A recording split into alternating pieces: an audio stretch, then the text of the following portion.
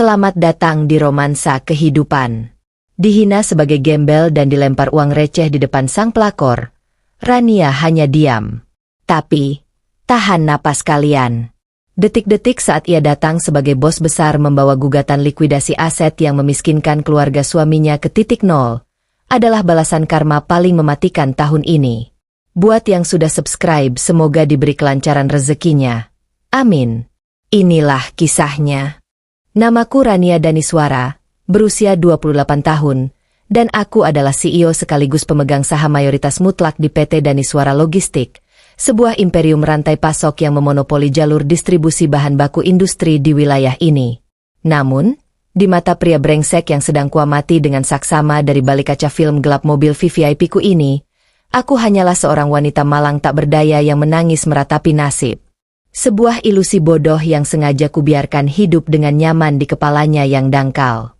Pria itu mengira ia telah membuangku untuk membusuk di sudut jalanan yang kumuh. Padahal ia baru saja melangkah keluar dari istanaku yang sesungguhnya untuk membangun sebuah kandang emas ilusi, sebuah penjara kemewahan palsu yang sangat rapuh dan siap kuhancurkan kapan saja aku mau. Di luar sana, di pelataran lobi pusat perbelanjaan paling elit dan mahal di kota ini, berdiri Arga Wiraguna. Suamiku secara sah di mata hukum dan agama. Atau lebih tepatnya, jika dinilai dari sudut pandang bisnisku saat ini, ia adalah kesalahan investasi terburuk dalam portofolio kehidupanku. 2 tahun yang lalu, ia berpamitan untuk merantau ke luar kota, tepat 3 hari setelah aku mempertaruhkan nyawa melahirkan buah hati kami. Ia melangkah pergi dari pintu kontrakan sempit kami dengan membawa seluruh sisa uang tabungan yang kami miliki, merampas tanpa ampun biaya persalinanku, dan meninggalkanku sendirian melawan rasa sakit fisik akibat jahitan operasi sekaligus kehancuran mental yang luar biasa. Alasan yang ia berikan kala itu sangat klise dan memuakan, demi masa depan yang lebih baik. Nyatanya, masa depan yang ia maksud hanyalah masa depannya sendiri. Ia menghilang tanpa jejak hari itu juga, memutus semua jalur komunikasi, menonaktifkan ponselnya, dan membiarkanku mengemis bantuan makanan pada tetangga hanya untuk memastikan aku bisa memproduksi ASI untuk bayi kami yang kelaparan. Sekarang, lihatlah dia. Pemandangan di depanku ini benar-benar sebuah komedi satir yang menjijikan. Arga tampak sangat gagah mengenakan kemeja sutra bermerek ternama, tertawa lepas layaknya seorang eksekutif muda yang sukses dan tak pernah mengenal dosa masa lalu. Di lengannya yang berbalut jam tangan mewah, yang kuyakin hanya barang tiruan kualitas tinggi, bergelayut seorang wanita muda yang dandanannya sangat berlebihan, memamerkan tas desainer keluaran terbaru layaknya sebuah piala. Clarissa Wijaya. Aku sudah memegang profil lengkap tentang wanita itu di atas meja kerjaku sejak minggu lalu. Ia tak lebih dari seorang pelakor murahan yang merasa dirinya adalah seorang putri raja, hanya karena ia kebetulan lahir sebagai anak tunggal dari Herman Wijaya, seorang pemilik pabrik tekstil yang kini bisnisnya sedang sekarat di ambang kebangkrutan. Clarissa menatap Arga dengan pandangan memuja yang menggelikan, tidak menyadari sedikitpun bahwa pria tampan yang ia banggakan itu tak lebih dari seekor benalu yang sedang numpang hidup pada sisa-sisa kekayaan keluarganya. Ia menggendong seorang bayi montok yang tampak baru berusia beberapa bulan. Bayi dari suamiku. Sebuah bukti pengkhianatan yang sangat nyata, berdarah, dan bernapas tepat di depan mataku.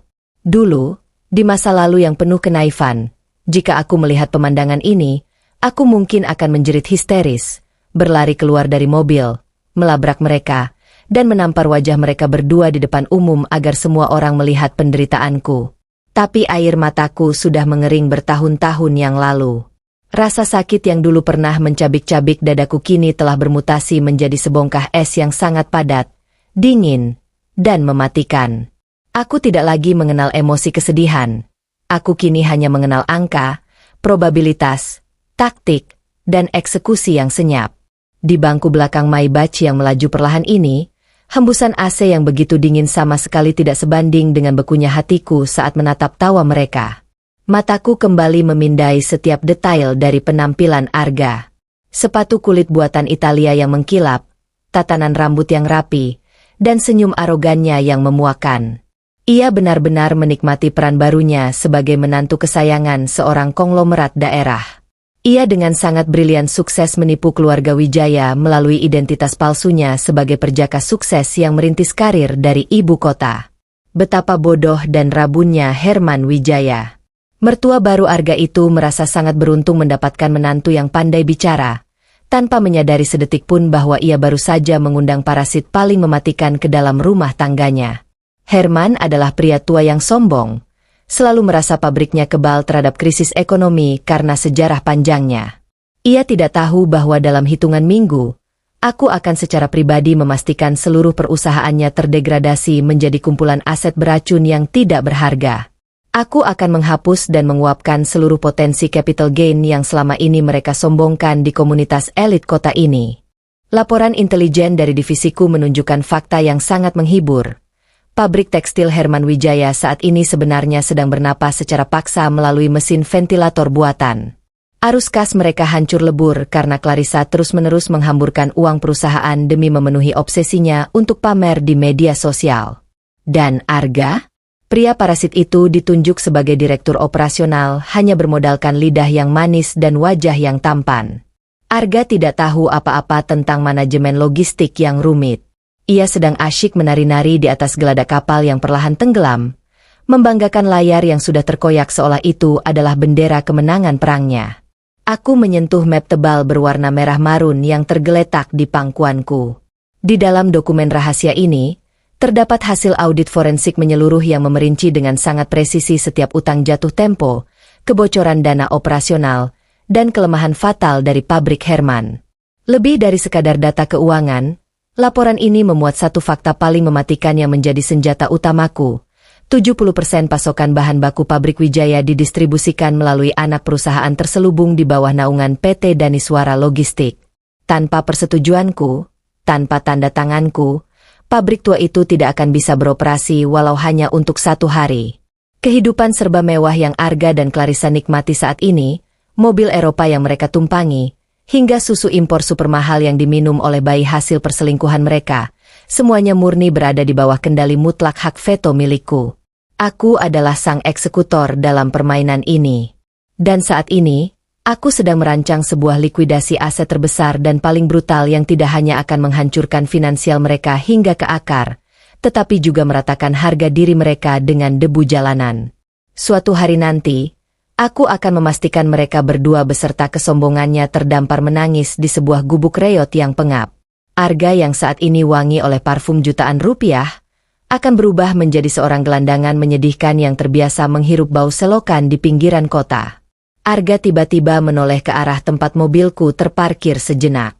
Tentu saja, kaca film anti peluru berlapis ganda ini secara sempurna mencegahnya melihat wujud monster yang telah ia ciptakan di dalam sini. Ia mungkin hanya melihat sebuah mobil mewah yang menjadi ambisi terbesarnya. Ia tidak akan pernah membayangkan bahwa wanita yang dulu ia tinggalkan mengenakan daster lusuh yang berbau tumpahan ASI, kini duduk di dalam kendaraan seharga belasan miliar ini, memegang kendali atas udara yang ia hirup setiap harinya. Senyum sinis dan penuh perhitungan terbentuk perlahan di bibirku. Permainan pembalasan dendam ini terlalu indah dan berkelas jika harus diselesaikan dengan konfrontasi emosional yang murahan layaknya adegan sinetron. Aku tidak akan membiarkan mereka lolos begitu saja hanya dengan sebuah permintaan maaf atau tangisan penyesalan palsu.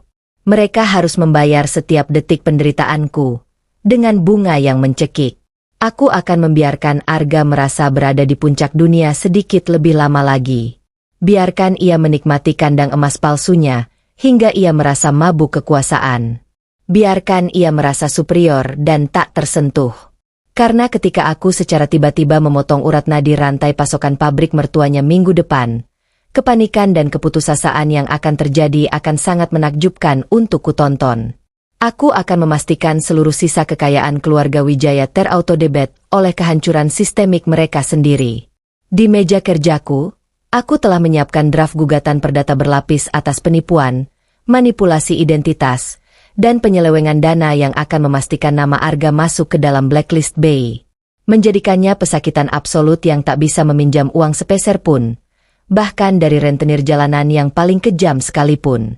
Tanganku dengan lembut mengusap rambut putraku yang sedang tertidur pulas tanpa dosa di kursi bayi khusus di sampingku.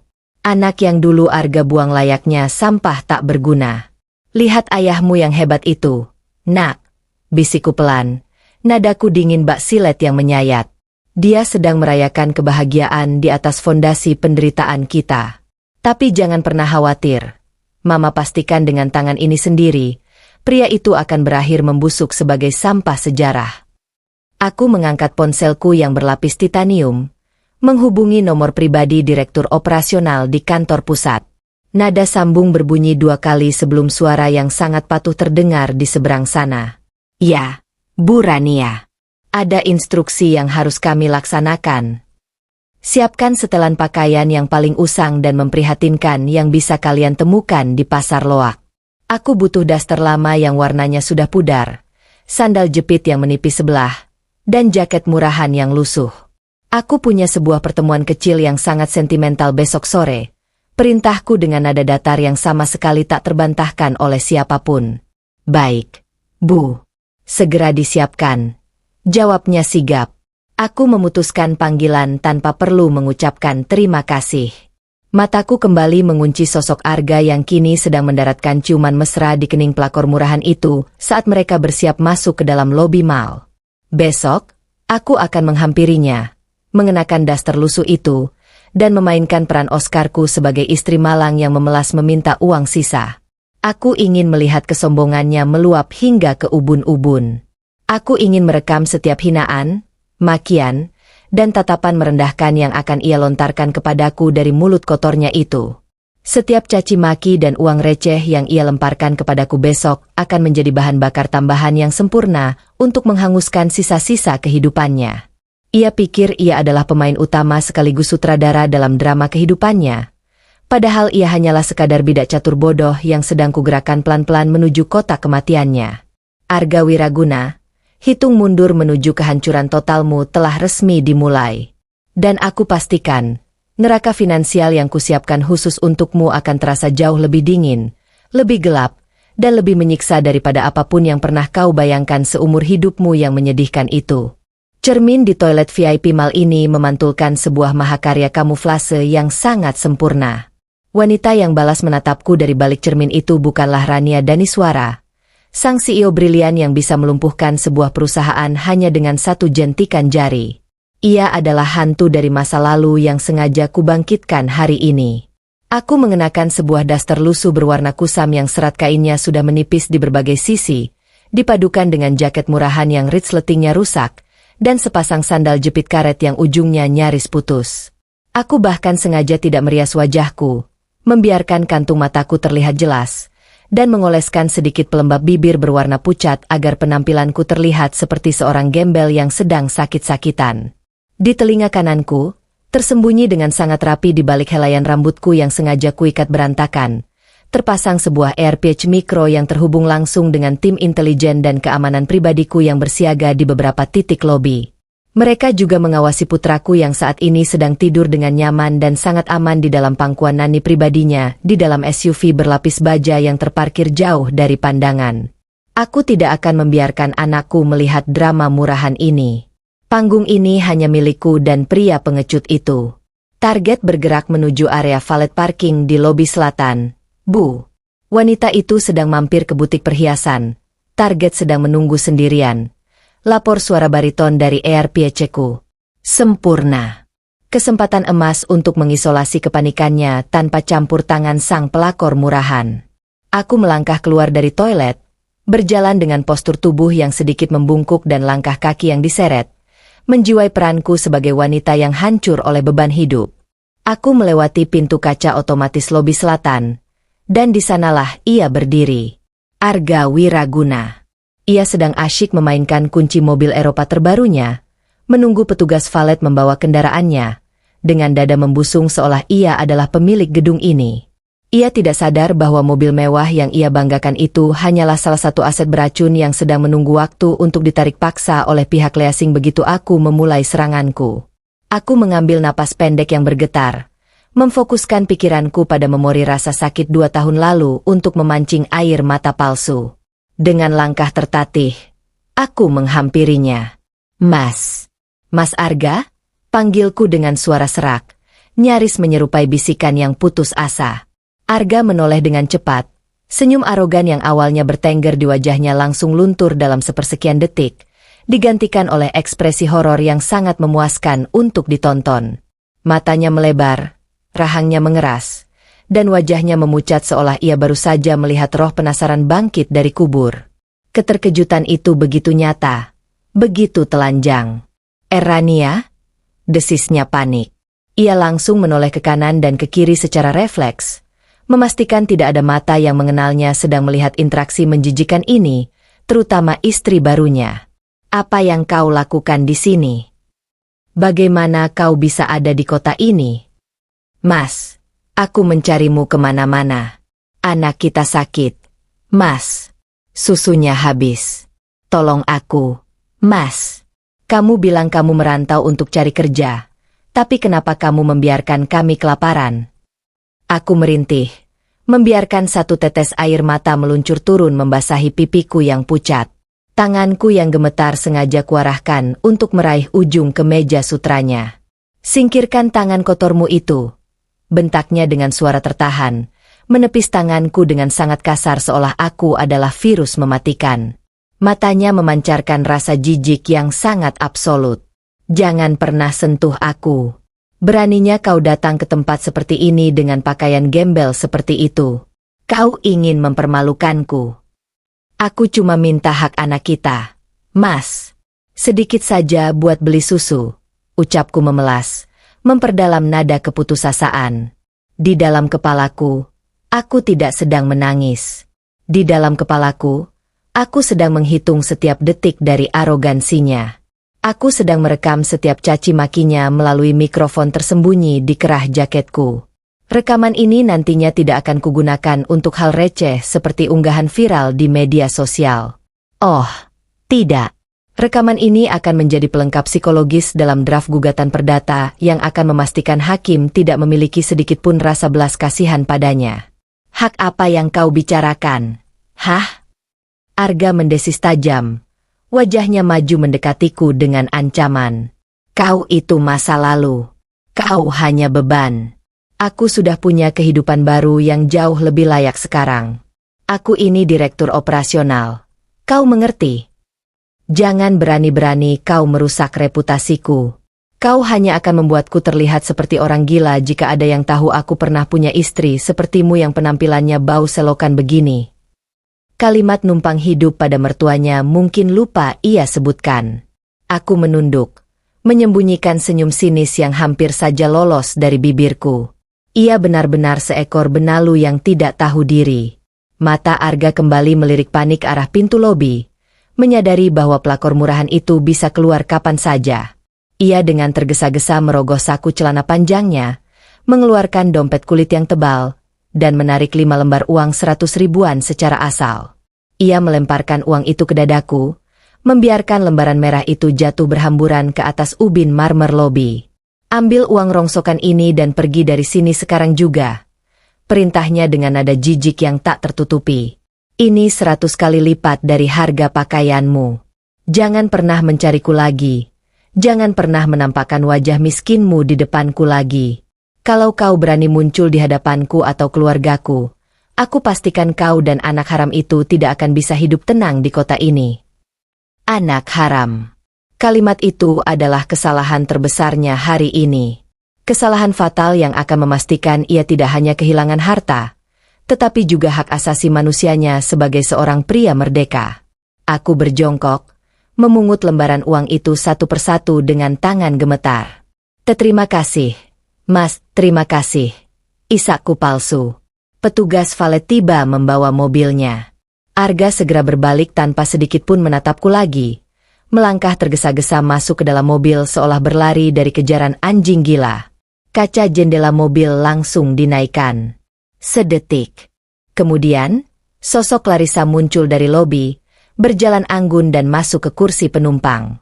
Mobil Eropa itu pun melesat pergi, meninggalkan aku yang masih berjongkok di aspal lobi. Begitu lampu belakang mobil itu menghilang dari pandangan, bahuku yang sejak tadi melengkung ke bawah perlahan kembali tegak. Getaran ketakutan di tanganku menghilang secara instan. Air mata di pipiku kusap dengan punggung tangan dalam satu sapuan dingin. Sandiwara telah selesai. Layar diturunkan. Aku berdiri tegak dengan postur aristokratis. Tidak peduli lagi dengan daster lusuh yang melekat di tubuhku. Di mataku, 5 lembar uang 500.000 yang kugenggam ini bukanlah sedekah. Ini adalah bukti transaksi. Transaksi di mana Arga Wiraguna baru saja membeli tiket VIP menuju neraka finansialnya sendiri. Uang 500.000 ini adalah harga yang sangat murah yang ia bayarkan untuk memicu sebuah likuidasi aset bernilai ratusan miliar. Mobil target sudah keluar dari area mall. Bu, apakah kami perlu melakukan pengejaran? Suara dari AirPH kembali terdengar, memecah keheningan dinginku. Tidak perlu. Biarkan parasit itu kembali ke inangnya. Jawabku dengan nada sedingin es. Kirimkan rekaman audio tadi ke tim legal. Beritahu mereka untuk segera memasukkannya ke dalam berkas gugatan perdata. Dan perintahkan Departemen Keuangan untuk memulai tahap pertama operasi kita. Maksud ibu? Aku menatap lurus ke arah jalan raya tempat Arga menghilang. Mataku memancarkan dominasi yang tak terbantahkan. Gunakan hak veto kita. Putus 70% kuota bahan baku ke pabrik tekstil Herman Wijaya. Hari ini juga. Alasan resmi, evaluasi risiko pihak ketiga berdasarkan hasil audit forensik internal. Mari kita lihat seberapa lama direktur operasional gadungan itu bisa mempertahankan kesombongannya ketika pabrik mertuanya berhenti bernapas besok pagi. Langkah pertamaku telah dieksekusi. Umpan telah dimakan. Sebentar lagi, mereka yang terbiasa tidur di atas kasur sutra akan terbangun di dalam mimpi buruk yang nyata. Mereka akan melihat dengan mata kepala mereka sendiri bagaimana aku, wanita yang mereka anggap gelandangan ini, akan merampas semua kemewahan mereka, memastikan mereka masuk blacklist Bay, dan melempar mereka ke dalam gubuk reot di mana mereka seharusnya berada sejak awal. Ini bukan lagi soal sakit hati. Ini adalah soal menghapus mereka dari peta permainanku, selamanya, sebagai sampah sejarah yang tak ternilai. Aku melangkah menuju SUV baja milikku yang sudah menanti, membuang 5 lembar uang itu ke dalam tempat sampah di samping pilar lobi tanpa melihatnya lagi. Harga diriku terlalu mahal untuk disentuh oleh uang recehan dari seorang pria mati. Pintu lift eksklusif berlapis perak dan titanium itu terbuka mulus tanpa suara di lantai 50 menara Daniswara. Aku melangkah keluar, menanggalkan memori menjijikan tentang daster lusuh dan air mata palsu yang kumainkan dengan sangat brilian di aspal lobi mall siang tadi. Hantu wanita miskin yang mengemis itu telah lenyap tertiup angin. Di koridor korporat ini, aku kembali menjadi entitas yang tak tersentuh. Aku kini mengenakan setelan jas bespoke dari desainer Milan berwarna midnight blue, dengan sepasang sepatu hak tinggi Christian Louboutin yang berderap angkuh di atas karpet Persia tebal. Setiap pasang mata karyawan yang berpapasan denganku langsung menunduk penuh hormat, menyadari aura dominasi absolut yang menguar dari setiap langkah kakiku. Ruang kerja VVIP-ku menyambut dengan keheningan kedap suara yang sangat menenangkan. Dinding kaca setinggi 3 meter menampilkan lanskap kota metropolitan yang kini berada jauh di bawah telapak kakiku. Di ruangan ini, suhu selalu diatur pada tingkat yang cukup dingin, merepresentasikan logika murni tanpa celah emosi yang kubangun selama 2 tahun terakhir. Di tengah ruangan, tepat di samping meja kerja marmer Italia raksasa milikku, Hendra, direktur keuanganku yang jenius dan berdarah dingin, sudah berdiri tegap menanti kedatanganku. Ia menundukkan kepala dengan takzim seraya menyodorkan sebuah map tebal bersampul hitam legam. Ini adalah hasil audit forensik terdalam yang berhasil diekstraksi oleh tim intelijen korporat kita terhadap PT Wijaya Tekstil, Bu Rania. Lapor Hendra, suaranya sedatar mesin pembunuh yang terprogram dengan rapi. Sesuai dugaan ibu, mereka sama sekali tidak sekuat yang mereka pamerkan di luar sana. Aku duduk di kursi kebesaranku dan membuka map hitam tersebut. Halaman demi halaman berisi deretan angka menyapaku. Namun bagiku, itu bukanlah sekadar angka matematika. Itu adalah pisau bedah tajam yang akan kugunakan untuk menguliti kesombongan keluarga Wijaya hidup-hidup. Laporan ini mengungkap fakta yang amat sangat menghibur hatiku. Perusahaan tekstil raksasa yang selama ini diteriakan kehebatannya oleh Herman Wijaya tak lebih dari sebuah kastil pasir yang menunggu waktu untuk tersapu ombak badai. Kastil rapuh itu ternyata dipenuhi oleh aset beracun. Hampir 60% mesin produksi utama di pabrik mereka sudah usang dan diam-diam digadaikan kepada sindikat bank swasta dengan bunga yang sangat mencekik. Arus kas operasional mereka terus mencatat angka negatif yang parah selama 4 kuartal berturut-turut.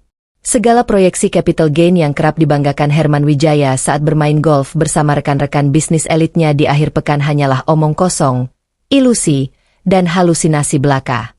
Di lembar berikutnya, aku menemukan akar dari pendarahan finansial tersebut yang membuat senyum sinisku semakin melebar. Sang pelakor murahan bernama Clarissa itu, rupanya secara sistematis menghisap darah dari urat nadi perusahaannya sendiri. Ratusan juta rupiah ditarik setiap bulannya dari pos dana taktis perusahaan dengan kedok manipulatif, biaya representasi, pembelian tas-tas desainer edisi terbatas, liburan kelas 1 ke Eropa, hingga pesta-pesta sosialita bodoh. Wanita itu benar-benar menggerogoti daging keluarganya sendiri demi secuil validasi sosial yang fana. Lalu, ada Arga, suamiku tercinta. Pria benalu yang kini sedang asyik membusungkan dada dan numpang hidup di atas singgasana mertuanya sebagai direktur operasional. Laporan intelijen ini memperlihatkan kelicikan kelas trinya yang sangat amatir. Arga diam-diam melakukan manipulasi markup pada pengadaan barang-barang logistik sekunder. Ia mencuri uang recehan kotor dari dalam lambung kapal yang sudah jelas-jelas akan segera karam. Betapa menyedihkannya seekor parasit yang kebetulan menemukan inang berdarah manis. Merasa dirinya adalah seekor singa penguasa hutan, tanpa sadar bahwa inang tersebut sedang meregang nyawa karena infeksi yang dibawanya. Namun, bagian paling krusial sekaligus mematikan dari laporan ini terletak di halaman terakhir. Halaman yang secara harfiah mengonfirmasi bahwa seluruh napas kehidupan dan keangkuhan mereka saat ini sedang tergenggam kuat di dalam telapak tanganku. 75% suplai bahan baku kapas sintetis dan pewarna industri PT Wijaya Tekstil dipasok secara eksklusif oleh PT Daniswara Makmur, salah satu anak perusahaan cangkang yang ibu akuisisi tahun lalu. Hendra menjelaskan dengan suara pelan, menunjuk pada grafik lingkaran berwarna merah darah di atas kertas laporan. Dan yang paling fatal, mereka memiliki tumpukan utang jatuh tempo sebesar 35 miliar rupiah dalam bentuk invoice yang sengaja kita biarkan mengendap sesuai dengan instruksi diam-diam ibu bulan lalu. Aku tertawa pelan. Tawa seorang eksekutor yang baru saja menemukan titik nadi paling rapuh di leher korbannya. Arga dan keluarga Wijaya tidak pernah tahu bahwa perusahaan pemasok yang selama ini mereka andalkan, yang menjadi jantung operasional yang menghidupkan pabrik mereka, dikendalikan sepenuhnya oleh wanita yang tadi siang dihinanya dengan lembaran uang 500.000 rupiah di lobi mal. Mereka hidup dalam kebutaan yang menakjubkan. Eksekusi pemotongan kuota bahan baku besok pagi, tepat pada pukul 8 teng. Perintahku, suaraku memantul tajam dan dingin di dinding kaca ruangan. Gunakan hak veto mutlak yang kita miliki di dalam draft kontrak supply. Alasan resmi, penyesuaian regulasi manajemen risiko internal akibat profil kredit klien yang terus memburuk. Hendra mengangguk mantap sambil mencatat instruksi itu di tabletnya. Pabrik mereka akan mengalami kelumpuhan produksi total dalam waktu kurang dari 48 jam. Bu, seluruh mesin akan berhenti beroperasi. Bagus. Biarkan mereka kehabisan napas dan berlarian seperti tikus yang terjebak di dalam labirin yang terbakar. Sambungku, mengetuk permukaan marmer meja dengan kuku berpoles merah gelapku. Dan saat mereka sedang panik mencari pasokan pengganti yang tidak akan pernah sudi kuberikan, tembak mereka dengan gugatan perdata. Aktifkan klausul wan prestasi atas utang 35 miliar itu. Aku mau seluruh nominal tersebut ditarik secara paksa melalui sistem auto debit dari sisa kas mereka, dan perintahkan tim legal kita untuk memaksa ban membekukan rekening operasional pabrik hari itu juga. Ini adalah peperangan elegan yang tidak melibatkan senjata tajam, melainkan lembaran kertas putih berstempel hukum yang efeknya jauh lebih mematikan. Aku akan memastikan seluruh aset yang masih tersisa dan mereka banggakan masuk ke tahap likuidasi aset secara brutal tanpa ampun. Dalam beberapa minggu ke depan, Arga Wiraguna tidak akan bisa lagi menyombongkan mobil Eropala asingnya atau kemeja sutra hasil curiannya. Rekam jejak kriminal penipuan dan utangnya akan kuungkap ke hadapan publik, memastikannya tercetak abadi di dalam daftar blacklist BI. Tidak akan ada satupun institusi keuangan di negeri ini yang sudi menatap wajahnya. Skakmat tidak pernah terasa sedingin ini. Pada akhirnya, Arga dan istri barunya yang dungu itu akan benar-benar memahami hierarki kehidupan yang sesungguhnya. Mereka akan diusir paksa dari istana palsu mereka yang disita bank. Berubah wujud menjadi gelandangan tanpa arah tujuan, yang pada akhirnya harus terpaksa mengemis perlindungan di bawah atap sebuah gubuk reot di pinggiran kota yang kotor. Aku ingin Arga menghirup pekatnya bau selokan setiap malam sebelum ia tertidur. Aku ingin ia merasakan perihnya hinaan kehidupan yang jauh lebih kejam dan menyayat dari apa yang ia lemparkan kepadaku hari ini. Ia akan membusuk di dalam penjara utangnya sendiri, dilupakan oleh peradaban, dan tercatat secara permanen sebagai sampah sejarah yang paling hina dalam garis waktu kehidupanku. Siapkan draft akta pengambil alihan sisa aset pabrik itu sekarang juga, Hendra, ucapku sambil menutup map hitam tersebut, secara simbolis mengunci mati nasib keluarga Wijaya di dalamnya. Bulan depan, nama PT Wijaya Tekstil tidak akan pernah ada lagi di peta industri kota ini. Layar monitor raksasa di depanku berkedip sekilas, menampilkan pergerakan grafik saham perusahaanku yang terus meroket tajam menembus langit. Disinilah aku berdiri tak tergoyahkan, sang ratu rantai pasok, menggenggam erat pisau bedah finansial yang siap memenggal leher kesombongan mereka dengan keanggunan seorang algojo. Pukul 8 pagi. Matahari baru saja merangkak naik, memantulkan cahaya keemasan yang menembus kaca patri ruang kerja VVIP-ku. Udara di dalam ruangan ini terasa sangat jernih, setenang napasku yang tak lagi mengenal belas kasihan. Secangkir espresso ganda yang masih mengepulkan asap tipis bertengger manis di atas meja marmer Italia, menemani mahakarya kehancuran yang sebentar lagi akan kupertontonkan. Di seberang mejaku, Hendra berdiri dengan postur kaku, jemarinya melayang tipis di atas layar tablet antarmuka sistem logistik utama PT Daniswara Makmur. Matanya menatapku, menunggu satu anggukan final dari sang eksekutor. Lakukan perintahku, suaraku mengalun seringan embun pagi, namun mematikan bak bilah guillotine yang dijatuhkan. Satu ketukan jari Hendra di atas layar kaca itu menjadi awal dari kiamat kecil bagi keluarga Wijaya. Dalam hitungan sepersekian detik, sistem distribusi raksasa kami secara otomatis membekukan 70% pengiriman bahan baku kapas sintetis dan pewarna industri yang dijadwalkan meluncur ke pabrik tekstil milik Herman Wijaya. Surat elektronik resmi beralamat hukum telah diluncurkan secara real-time ke server mereka. Alasannya tertulis dengan sangat rapi, formal, dan tak terbantahkan secara hukum. Restrukturisasi dan evaluasi portofolio klien berdasarkan rasio risiko kredit yang membengkak. Sebuah dalih korporat yang sangat cantik. Sebuah eksekusi sempurna yang dilindungi penuh oleh hak veto absolutku yang tertanam di setiap lembar kontrak mereka. Aku menyesap espressoku perlahan, membiarkan rasa pahit kafein meresap ke dalam lidahku. Aku membayangkan apa yang sedang terjadi di seberang kota sana. Arga Wiraguna, pria benalu yang berlagak menjadi raja itu, mungkin saat ini baru saja tiba di kantornya. Ia mungkin sedang melonggarkan dasi sutranya, menyesap kopi mahal buatan sekretarisnya, sembari memikirkan betapa hebatnya ia bisa mencampakkan wanita berdaster lusuh di lobi mal kemarin siang. Ia mungkin masih tersenyum bangga mengingat ciuman pagi dari sang pelakor murahan, merasa bahwa singgasana tempat ia numpang hidup akan berdiri kokoh selamanya. Ia tidak tahu bahwa detik ini juga, oksigen yang menghidupkan napas kemewahannya baru saja kumatikan secara paksa. Rantai pasokan adalah urat nadi sebuah industri. Potong urat nadi itu, maka seluruh organ tubuh perusahaannya akan mengalami nekrosis, membusuk, dan mati secara perlahan namun pasti. Layar monitor raksasaku kini memancarkan dashboard operasional. Angka-angka digital berkedip-kedip menampilkan status pengiriman yang dibatalkan secara beruntun. Truk-truk kontainer raksasa milik Daniswara Logistik yang sedianya mengantarkan nyawa ke pabrik Wijaya, kini diinstruksikan berputar arah secara serentak di jalan tol. Tidak ada ruang untuk negosiasi. Tidak ada toleransi keterlambatan. Semuanya diputus dengan presisi bedah yang sangat akurat. Hendra berdeham pelan, memecah keheningan ruanganku. Laporan dari lapangan baru saja masuk. Bu Rania. 3 manajer pengadaan PT Wijaya Tekstil saat ini sedang membombardir sambungan telepon darurat kita. Mereka mulai dilanda kepanikan absolut karena puluhan mesin spinning utama mereka akan kehabisan stok bahan mentah total sebelum jam istirahat siang hari ini.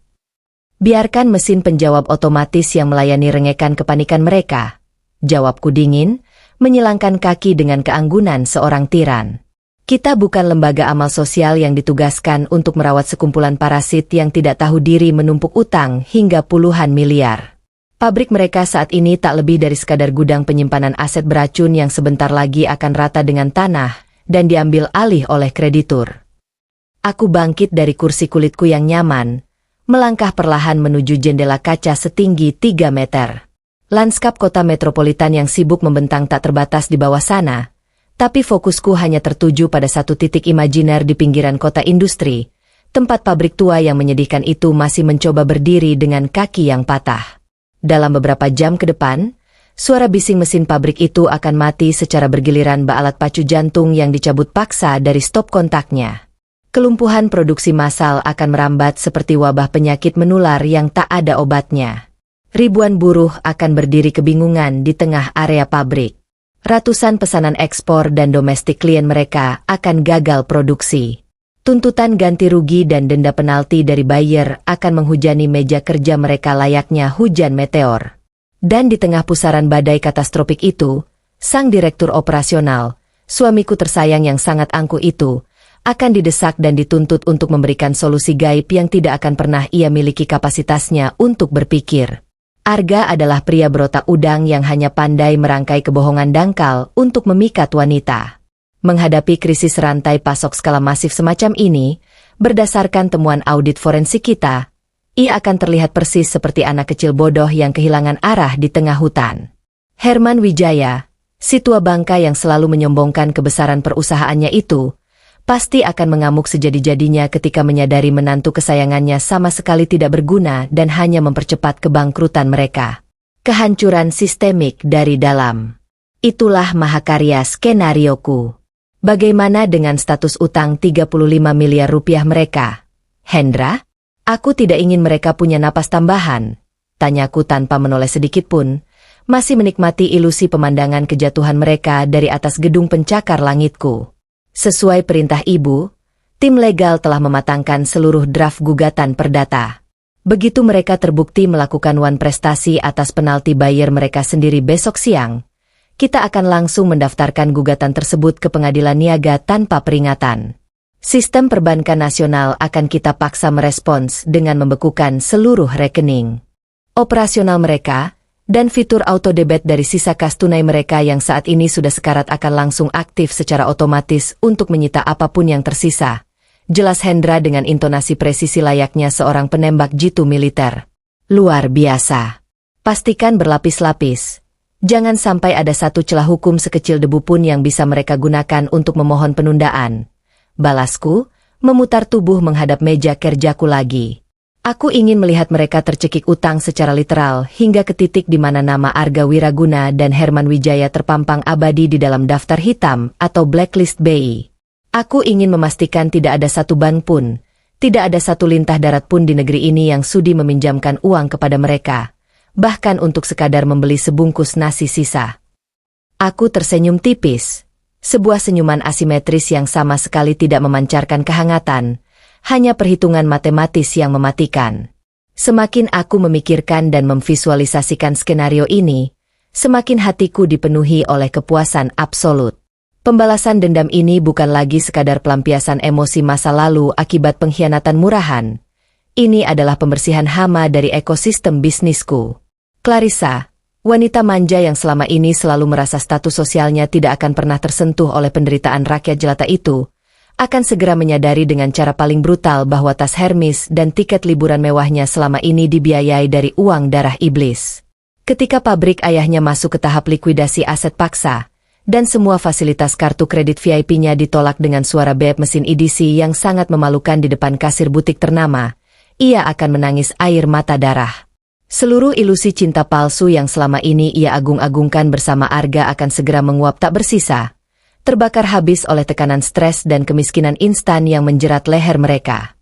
Mereka berdua akan saling menyalahkan tanpa henti, saling mencakar dan melempar makian di dalam sebuah kontrakan pengap yang gelap. Aku nyaris sudah bisa mencium pekatnya bau selokan yang kelak akan menjadi aroma parfum harian mereka saat tidur.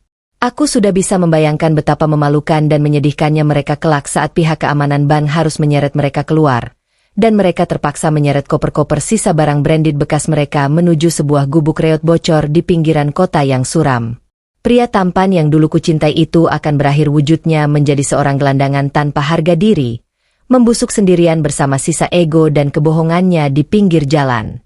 Kita biarkan mereka berdarah-darah secara internal dulu selama 2 hari ke depan. Hendra, jangan beri mereka akses sekecil apapun untuk berbicara dengan petinggi manapun di perusahaan kita. Tutup semua jalur komunikasi. Instruksiku tegas, secara simbolis mengunci rapat-rapat pintu keluar dari neraka finansial yang baru saja kuciptakan. Siap, Bu Rania. Mereka akan benar-benar diisolasi dari dunia luar. Tercekik tanpa suara. Aku mengangguk puas. Mataku kembali beralih pada bingkai foto kecil bertahtakan perak di sudut mejaku. Foto putraku yang sedang tersenyum ceria. Bocah tak berdosa yang dulu pernah nyaris kelaparan sampai mati karena keegoisan pria tak berguna yang kini menyebut dirinya direktur itu. Tunggu dan lihatlah dari kejauhan, Arga. Bisikku pelan ke udara kosong, merapal kutukan dingin yang akan segera termanifestasi menjadi kenyataan brutal. Kau mungkin pernah merasa berhasil mencuri seluruh duniaku di masa lalu, tapi sekarang, di kehidupan ini, aku adalah penguasa mutlak atas setiap detik kehidupanmu. Dan aku pastikan dengan tanganku sendiri, sisa umurmu hanya akan dihabiskan sebagai onggokan sampah sejarah yang tak akan pernah lagi dilirik oleh siapapun. Layar raksasa di ruang kerjaku kini memancarkan feed intelijen bisnis secara real-time. Deretan angka merah berkedip-kedip ganas, menampilkan grafik indikator operasional PT Wijaya Tekstil yang terjun bebas menyerupai garis kematian pada layar monitor EKG rumah sakit. Sudah 48 jam berlalu sejak instruksi pemutusan urat nadi itu kujatuhkan tanpa ampun. Mesin-mesin spinning raksasa yang dulunya meraung angkuh di pabrik itu kini teronggok bisu layaknya tumpukan bangkai besi berkarat. Kelumpuhan produksi telah menyebar seperti kanker ganas, menghentikan seluruh aktivitas ribuan buruh yang kini hanya bisa duduk kebingungan di pelataran pabrik tanpa ada satupun bahan mentah untuk diproses. Laporan dari agen intelijen korporatku yang kususupkan di dalam departemen pengadaan mereka mendeskripsikan sebuah tontonan yang amat sangat memuaskan. Arga Wiraguna, si direktur operasional palsu itu, sedang mengalami panik atak yang meruntuhkan seluruh arogansinya. Pria yang tempo hari dengan sombongnya melempariku dengan 5 lembar uang ratusan ribu itu, kini tertangkap kamera pengawas sedang mondar-mandir di ruangannya seperti anjing kelaparan. Dasinya sudah ditarik longgar secara asal, peluh membanjiri dahi arogannya, dan ia terus-menerus membentak staf bawahannya untuk mencari kambing hitam. Ia memegang gagang telepon, mengemis-ngemis dengan nada putus asa kepada setiap distributor bahan baku di provinsi ini untuk mengirimkan pasokan darurat. Sayangnya, otak udang Arga tidak pernah menyadari esensi dari peperangan ini. Ia tidak sedang menghadapi sebuah krisis kelangkaan bahan acak. Ia sedang mencoba meretas sistem ekologi bisnis tertutup yang telah kubah menjadi arena pembantaian pribadiku. Setiap distributor yang ia hubungi, setiap pabrik lapis kedua yang ia mohon-mohon, semuanya berafiliasi langsung dengan gurita bisnis PT Daniswara Logistik. Aku telah mengaktifkan hak veto pasar secara senyap dan sistematis. Begitu nama PT Wijaya Tekstil disebut, jawaban dari seberang telepon selalu seragam bagai paduan suara kematian. Mohon maaf, kami kehabisan stok untuk kuota baru Anda. Tidak ada 1 gram pun kapas sintetis yang bisa lolos dari pelabuhan tanpa persetujuanku. Tidak ada 1 tetes pun bahan kimia pewarna industri yang boleh mengalir masuk ke dalam tong-tong produksi mereka. Arga benar-benar terperangkap di dalam sebuah sangkar kedap udara, kehabisan napas secara perlahan. Sang parasit itu akhirnya mulai merasakan hawa panas yang membakar kulitnya. Ia mulai menyadari sebuah fakta menakutkan bahwa ia sama sekali tidak memiliki kompetensi, koneksi, apalagi kekuatan finansial untuk menyelamatkan inangnya yang sedang meregang nyawa. Ia tak lebih dari seekor benalu yang selama ini hanya bisa menyedot nutrisi tanpa pernah tahu bagaimana cara menanam benih dari awal. Posisinya yang numpang hidup di bawah ketiak keluarga Wijaya kini telah bermutasi menjadi kursi eksekusi yang dipenuhi duri beracun. Di saat Arga sedang kelabakan dan nyaris gila menahan atap pabrik yang runtuh menimpa kepalanya, pertunjukan kebodohan yang jauh lebih epik justru sedang dimainkan oleh istri barunya. Jari lentiku menggeser layar tablet di mejaku, membuka akun media sosial milik sang pelakor murahan, Clarissa Wijaya. Unggahan terbarunya baru saja mengudara kurang dari 3 jam yang lalu. Wanita dungu itu tampak sedang berpose sangat anggun di lobi sebuah resor bintang 5 di kawasan Nusa Dua Bali, memegang gelas kristal berisi champagne mahal dengan latar belakang lautan lepas yang berkilau. Keterangan fotonya bertuliskan dengan penuh keangkuhan, menikmati hasil kerja keras suamiku tercinta. Life is perfect. Aku tertawa terbahak-bahak di dalam ruanganku yang sunyi dan bertemperatur dingin ini. Tawa menggema milik seorang eksekutor yang sedang menonton korbannya menyiramkan bergalon-galon bensin ke atas tubuh mereka sendiri tepat sebelum aku melemparkan korek api. Clarissa benar-benar tidak memiliki sedikitpun insting bertahan hidup maupun literasi finansial. Ia terus-menerus menggesek kartu kredit korporat atas nama pabrik ayahnya tanpa rasa bersalah sedikitpun, menghamburkan sisa cash flow terakhir yang seharusnya ditahan rapat-rapat untuk membayar kewajiban operasional darurat. Setiap tegukan champagne yang ia telan adalah paku baja tambahan yang dipalu ke peti mati perusahaan keluarganya. Gaya hidup mewahnya yang sangat memuakan ini hanyalah ilusi optik yang dibiayai oleh tumpukan aset beracun serta utang ban yang sebentar lagi akan kubah menjadi tumpukan abu. Mereka benar-benar menggali liang lahat mereka sendiri dengan efisiensi yang sangat mengagumkan. Bu Rania. Suara bariton Hendra tiba-tiba memecah konsentrasiku. Ia melangkah maju dan menyerahkan lembar rekapitulasi intelijen perbankan yang baru saja dicetak. Penarikan tunai dan transaksi retail dari kartu kredit atas nama Nyonya Clarissa siang ini nyaris menyentuh angka limit maksimal. Di sisi lain, buyer utama mereka dari Korea Selatan baru saja melayangkan surat somasi resmi dengan ancaman hukum yang serius karena jadwal loading ratusan kontainer barang ekspor mereka gagal total di pelabuhan hari ini.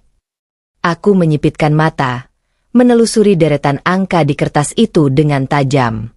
Berapa lama lagi sebelum kas utama pabrik mereka benar-benar kering kerontang tanpa sisa? Hendra. Kurang dari 48 jam. Bu. Paling lambat. Begitu buyer Korea itu menarik denda penalti wan prestasi mereka besok pagi, saldo rekening giro utama keluarga Wijaya akan langsung amblas menjadi defisit. Dan ketika momentum itu terjadi, kita akan langsung melibas tengkuk mereka dengan gugatan perdata atas tumpukan utang 35 miliar rupiah yang sudah jatuh tempo itu. Potongku cepat. Nadaku mendadak berubah menjadi bilah pedang yang diasah sempurna. Aku bersandar puas di bantalan kursi kulitku. Begitu surat gugatan resmi itu diluncurkan oleh tim hukumku ke pengadilan niaga, kami akan langsung memaksa pihak perbankan mengaktifkan protokol autodebit secara agresif. Kami tidak akan hanya menyasar rekening perusahaan, tapi juga akan melacak dan menyita setiap celah rekening pribadi atas nama Herman Wijaya dan Arga Wiraguna yang berhasil kita temukan dalam audit forensik tempo hari. Kami tidak akan menyisakan 1 rupiah pun untuk mereka bernapas. Status profil kredit mereka di hadapan negara akan otomatis berubah menjadi mimpi buruk finansial, memastikan seluruh anggota keluarga parasit itu masuk ke dalam blacklist BI tanpa ampun. Segala masa depan gemilang yang dulu mereka agungkan, serta seluruh ilusi capital gain yang kerap dielu-elukan oleh Herman Wijaya saat ia membual di klub golfnya, akan menguap begitu saja ke udara kosong layaknya asap sisa pembakaran sampah. Keadilan finansial yang brutal tidak membutuhkan senjata tajam, ia hanya butuh tanda tangan yang tepat di waktu yang paling mematikan. Di dalam kepalaku, aku sudah mulai merancang secara visual bagaimana aku akan menyaksikan pengusiran paksa mereka dari rumah mewah itu. Arga yang selalu mengenakan jas desainer itu akan dipaksa melepaskan semua kemewahan curiannya, kembali ke habitat aslinya di jalanan dengan balutan pakaian murah yang jauh lebih hina daripada daster lusuh yang sengaja kukenakan kemarin siang. Keluarga Wijaya yang selalu merasa berada di kasta aristokrat tertinggi itu akan terdepak secara memalukan ke trotoar, berubah wujud menjadi barisan gelandangan elit yang akan ditertawakan dan dicemooh oleh relasi sosialita mereka sendiri. Aku membayangkan dengan sangat jelas wajah Clarissa ketika ia nanti harus membatalkan liburannya, pulang dengan tergesa-gesa dari Bali, hanya untuk menemukan gerbang istananya telah disegel tebal dengan pita kuning dari pihak bank atau likuidasi aset. Sang putri manja itu akan dipaksa kenyataan untuk menyeret koper-koper bajakan miliknya menuju sebuah gubuk reot di sudut kota industri yang kumuh. Tak ada lagi semprotan parfum desainer dari Paris yang akan mampu menutupi pekatnya bau selokan yang menggenang hitam di depan pintu kontrakannya. Arga. Oh, suamiku yang sangat licik dan bodoh. Engkau pikir engkau bisa lari dari tanggung jawab masa lalumu dan membuangku begitu saja di jalanan?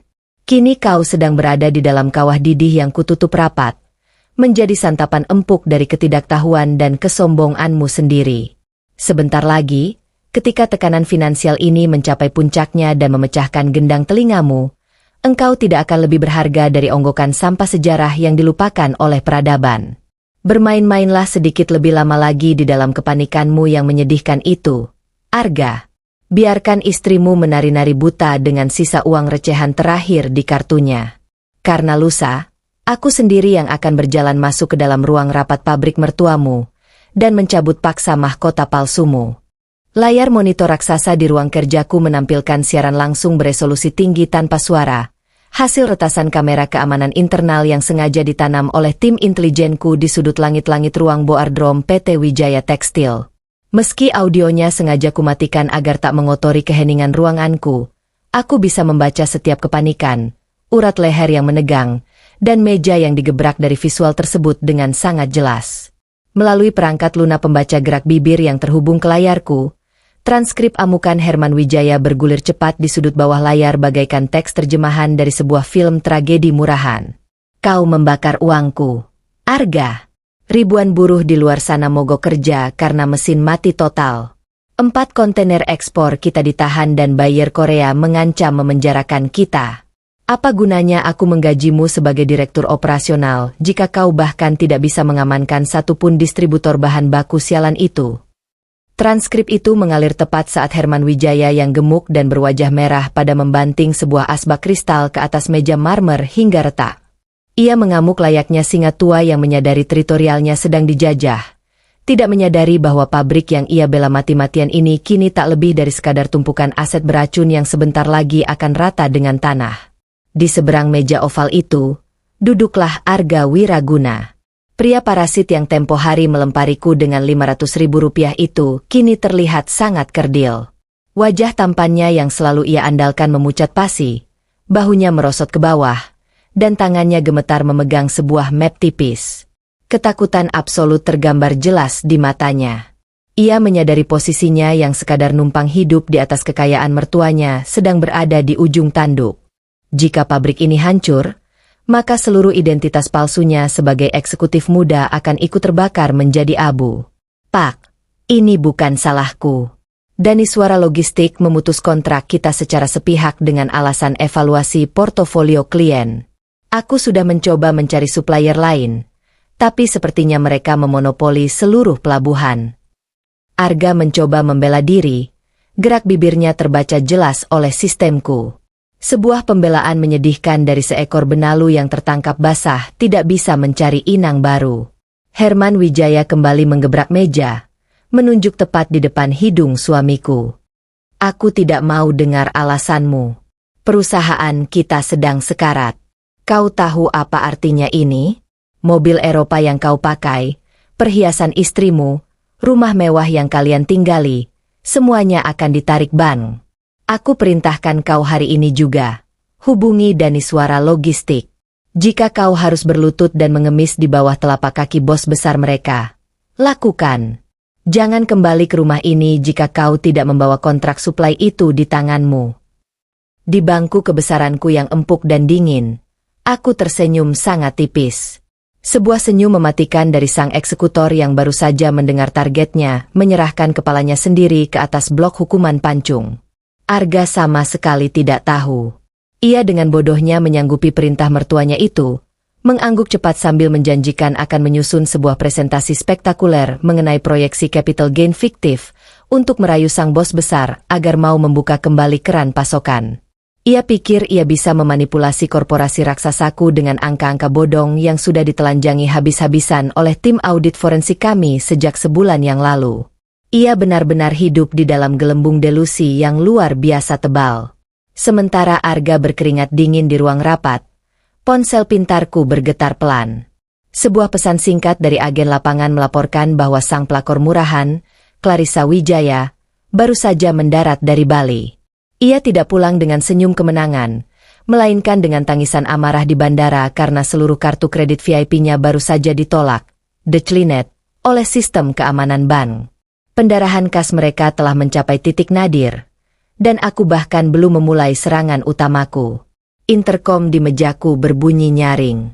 Suara Rika, sekretaris pribadiku yang sangat profesional, terdengar jelas memenuhi ruangan. Bu Rania, kami baru saja menerima panggilan darurat dari PT Wijaya Tekstil. Direktur operasional mereka, Bapak Arga Wiraguna, memaksa ingin berbicara dengan jajaran direksi. Ia memohon jadwal pertemuan tatap muka secepatnya dengan CEO untuk membahas adendum kontrak darurat. Apa instruksi Ibu? Sambungkan panggilannya ke jalur amanku, Rika. Tapi biarkan dia mengira ia hanya sedang berbicara dengan asisten eksekutif tingkat atas. Jangan pernah sebut namaku. Aku akan mendengarkannya langsung. Instruksiku dengan nada yang sangat tenang, sebuah ketenangan sebelum badai katastrofik melanda. Terdengar bunyi klik. Lalu napas Arga yang memburu dan panik terdengar di telingaku. Halo? Ya, tolong. Ini Arga Wiraguna, Direktur Operasional PT Wijaya Tekstil. Suara arogan itu mencoba menutupi keputusasaannya, namun getaran di pita suaranya mengkhianatinya. Kami adalah klien prioritas kalian. Pemutusan sepihak ini sangat tidak masuk akal. Saya menuntut pertemuan langsung dengan CEO Anda. Saya punya penawaran investasi dan jaminan aset yang tidak akan bisa ditolak oleh bos kalian. Tolong atur pertemuannya hari ini juga. Aku menahan tawa sinis yang nyaris meledak. Ia mencoba mengancam perusahaanku dengan jaminan aset yang nyatanya sudah kugadaikan secara silang. Aku menekan tombol mute di mikrofonku, memberi isyarat kepada Rika yang berada di ruangan luar untuk merespons sesuai naskah yang telah kusiapkan. Mohon maaf, Bapak Arga, jawab Rika dengan suara dingin dan sangat korporat. Berdasarkan hak veto internal kami, CEO kami sangat sibuk. Namun, mengingat urgensi yang Anda sampaikan, bos besar kami bersedia meluangkan waktunya secara khusus. Beliau akan datang langsung ke ruang boardroom pabrik Anda besok siang, tepat pukul 1. Pastikan Anda dan jajaran komisaris utama hadir lengkap, karena keputusan final mengenai status perusahaan Anda akan diketok palu secara langsung di meja Anda. Besok siang? Beliau akan datang kemari. Arga terdengar tergagap, terkejut campur lega karena merasa arogansinya berhasil membuahkan hasil. Baik. Tolong sampaikan rasa terima kasih saya. Kami akan menyambut beliau dengan pantas. Kami akan menyiapkan presentasi terbaik kami. Panggilan itu diputus sepihak oleh Rika. Aku menyandarkan punggungku, menatap langit-langit ruanganku yang mewah. Besok siang, panggung sudah siap. Para aktor bodoh itu sedang menyiapkan karpet merah untuk menyambut malaikat maut finansial mereka sendiri. Mereka sama sekali tidak menyadari bahwa besok bukanlah sebuah rapat negosiasi, melainkan sebuah sidang pembacaan dakwaan. Di dalam koper kulit yang akan kubawa besok, tim legal telah menyelipkan draft final gugatan perdata yang akan langsung diserahkan di atas meja. Dokumen itu akan memicu serangkaian ledakan sistemik, mulai dari pembekuan rekening secara total, eksekusi auto-debit untuk merampas sisa uang tunai yang mereka miliki, hingga perintah paksa untuk melakukan likuidasi aset secara menyeluruh demi melunasi utang puluhan miliar mereka kepada perusahaanku. Arga Wiraguna, pria yang selalu memandang rendah orang miskin itu, akan melihat dengan mata kepalanya sendiri bagaimana namanya dimasukkan secara permanen ke dalam blacklist BI. Tidak akan ada satupun institusi yang mau mengakuinya. Ia dan keluarga mertuanya akan kehilangan rumah mewahnya, terusir secara memalukan, dan terpaksa harus menyeret sisa-sisa harga diri mereka untuk mencari tempat berlindung di sebuah gubuk reot di sudut kota. Mereka akan berubah menjadi sekumpulan gelandangan elit, dipaksa untuk menghirup pekatnya bau selokan yang akan menjadi teman tidur mereka seumur hidup. Aku berdiri, mematikan layar monitor raksasa itu. Kegelapan seketika menyelimuti layar, persis seperti masa depan yang menanti Arga. Pria itu hanyalah sekadar sampah sejarah yang tak sengaja tersangkut di sepatuku, dan besok, aku akan membersihkannya secara permanen. Ia pikir seorang wanita yang dibalut daster lusuh di lobi mal kemarin hanyalah kenangan buruk yang bisa dibayar dengan 500.000 rupiah. Besok, aku akan berjalan masuk ke dalam ruang rapatnya mengenakan setelan jas bespoke senilai miliaran rupiah, dan aku akan memastikan ia mengingat wajah ini sebelum ia kehilangan seluruh dunianya. Iring-iringan 3 mobil SUV lapis baja berwarna hitam pekat memasuki pelataran PT Wijaya Tekstil dengan formasi dan presisi militer. Ban-ban besar kendaraan kami menggilas aspal retak di area pabrik yang kini sepi senyap bagaikan kompleks kuburan massal. Mesin-mesin produksi yang dulu meraung sombong kini teronggok mati. Buruh-buruh hanya duduk pasrah di bawah pohon, memandang rombonganku dengan tatapan kosong. Ini adalah mahakarya kehancuran finansial yang kuciptakan dari balik meja kerjaku. Pabrik ini bukan lagi pusat industri, melainkan tumpukan aset beracun raksasa yang sedang menunggu waktu untuk dilelang paksa. Aku melangkah keluar dari kabin penumpang mobil Maybach utamaku yang sejuk. Siang ini, tidak ada lagi wanita malang tak berdaya yang berbalut daster lusuh dan menangis memohon belas kasihan.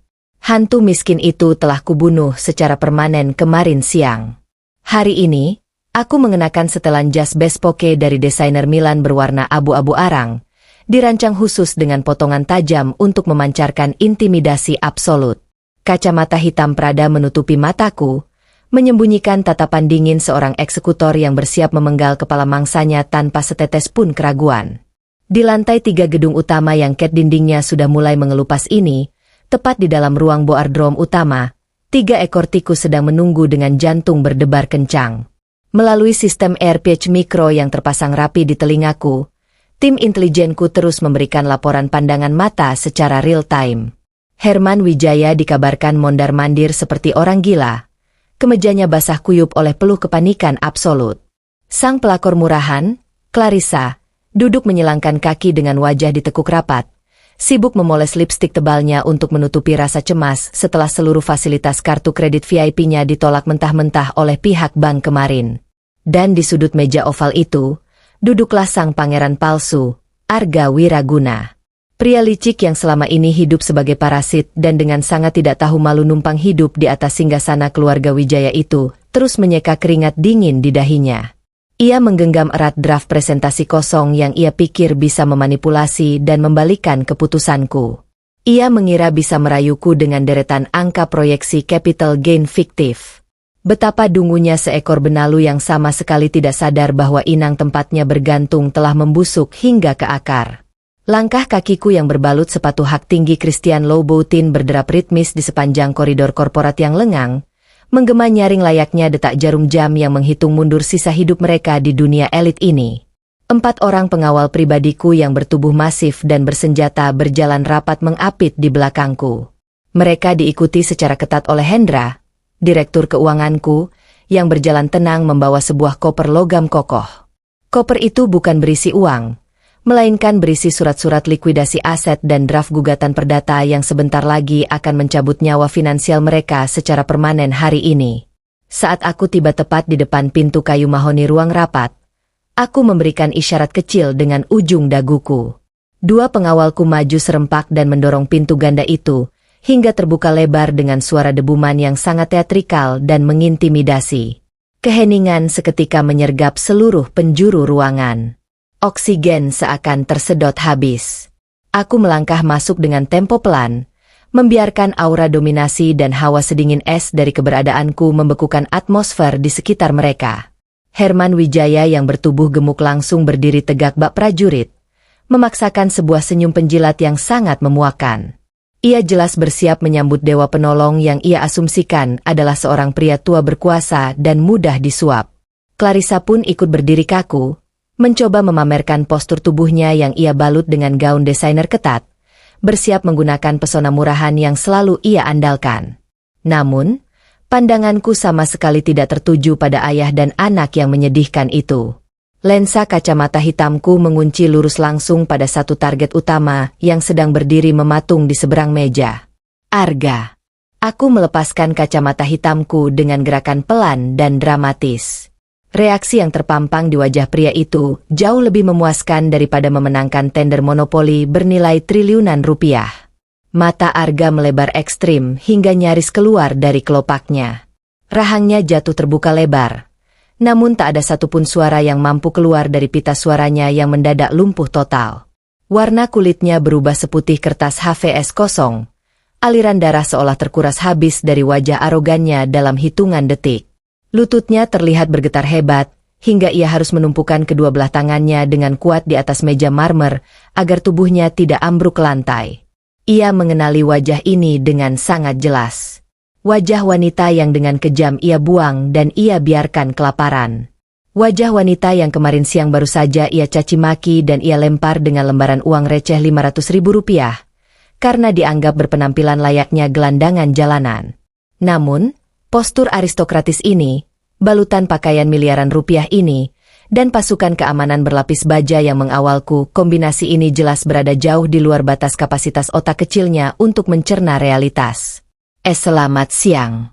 Anda pasti perwakilan langsung dari bos besar PT Daniswara Logistik, sapa Herman Wijaya dengan nada bergetar dan menjilat, memecah keheningan yang mencekik dada. Ia melirik bingung ke arah Arga yang mendadak bisu dan gemetar. Lalu menatapku kembali dengan mata penuh harap yang menyedihkan. Perkenalkan, saya Herman Wijaya, komisaris utama pabrik ini. Dan ini.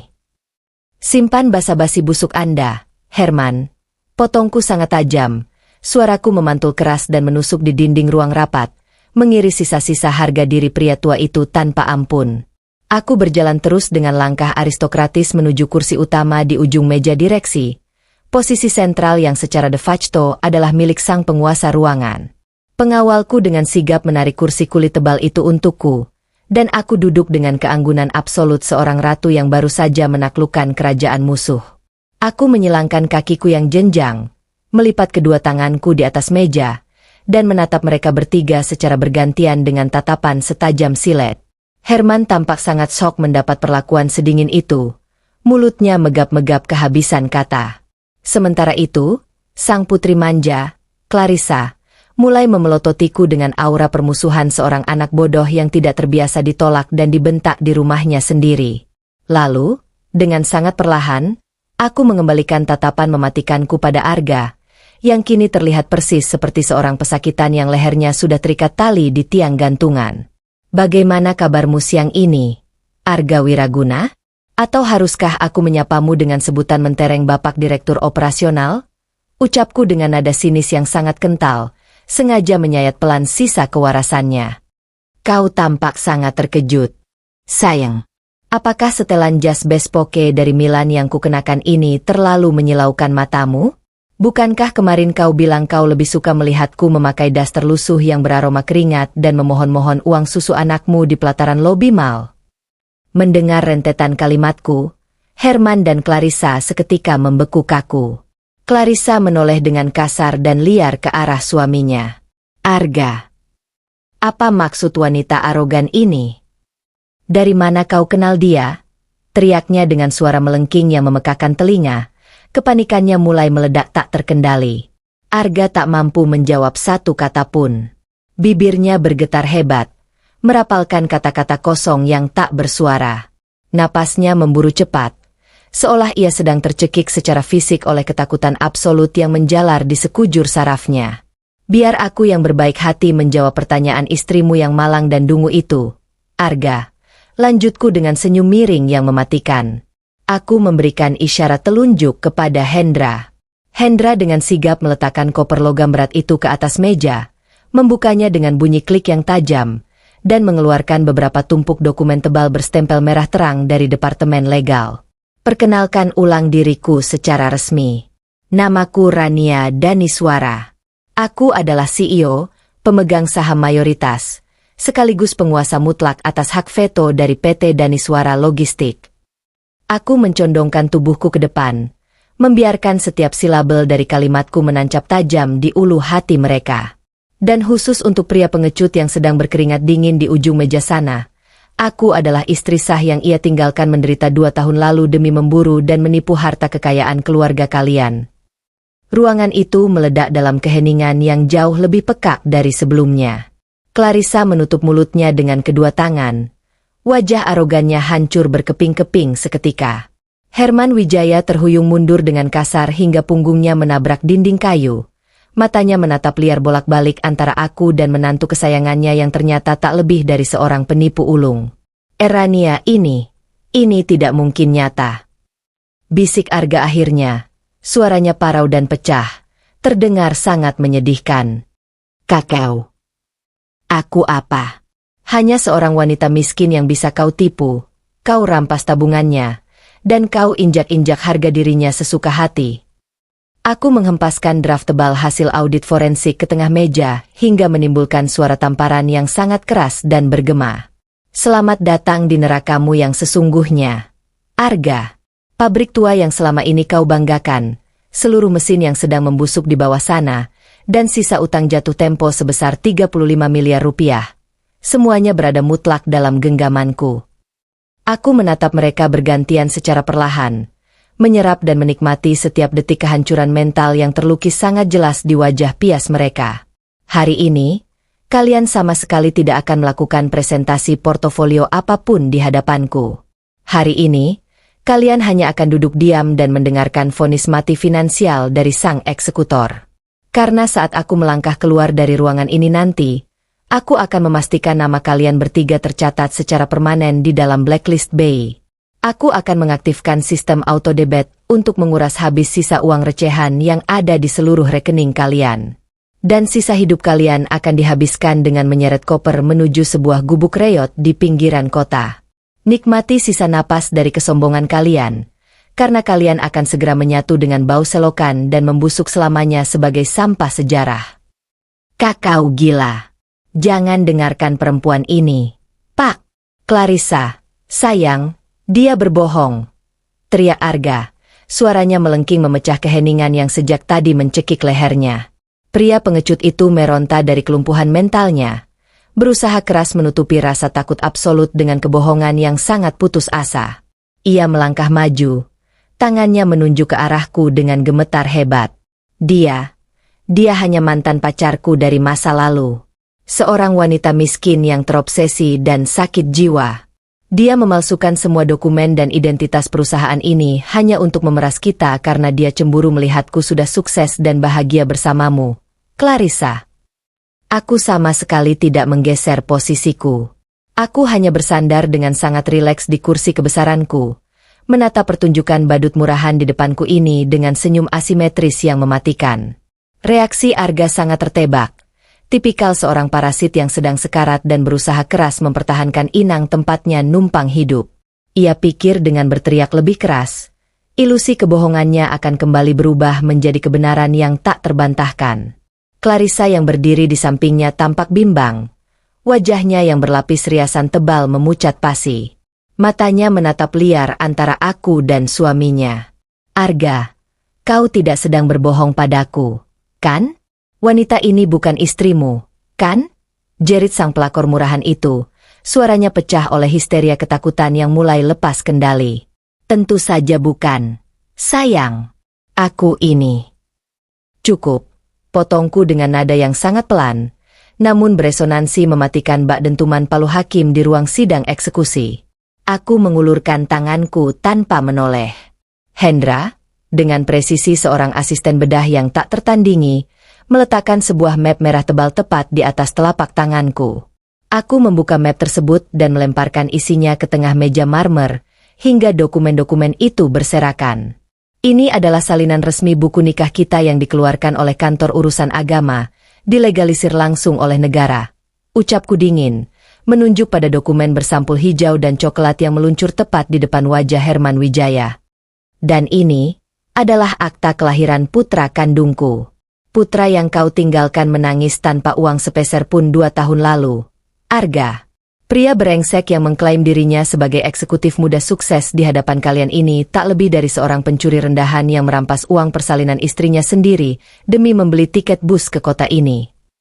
Herman Wijaya meraih dokumen itu dengan tangan keriput yang gemetar. Mata tuanya membelalak lebar saat membaca rentetan nama dan tanggal yang tertera secara legal di atas kertas berhologram negara tersebut. Napasnya tersengal. seolah dadanya baru saja dihantam godam raksasa yang meruntuhkan paru-parunya. Kau sudah beristri. Kau menipuku, Arga. Kau menipu keluargaku. Raung Herman dengan urat leher yang menonjol keluar. Amarahnya meledak tak tertahankan menembus batas kewarasannya. Namun aku belum selesai. Aku tidak datang kemari hanya untuk membongkar drama rumah tangga picisan.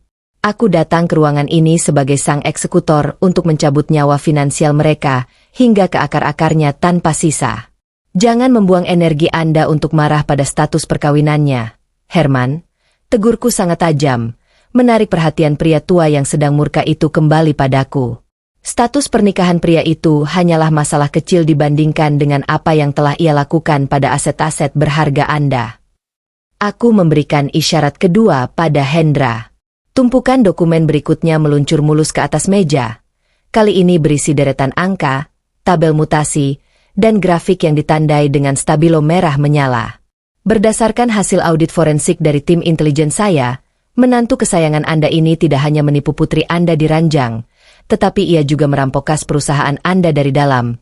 Lanjutku tanpa ampun, membeberkan fakta mematikan yang membuat Arga seketika kehilangan fungsi kakinya dan ambruk terduduk di kursinya. Selama 8 bulan terakhir, ia melakukan markup ilegal pada puluhan invoice pengadaan barang sekunder. Ia mentransfer ratusan juta rupiah ke rekening anonim miliknya sendiri. Ia adalah seekor benalu yang menggerogoti daging kalian tanpa kalian sadari. Tidak, itu tidak benar. Pak, itu fitnah. Dia memanipulasi datanya. Sangkal Arga dengan suara yang kini hanya terdengar seperti cicitan tikus yang terjepit perangkap berdarah.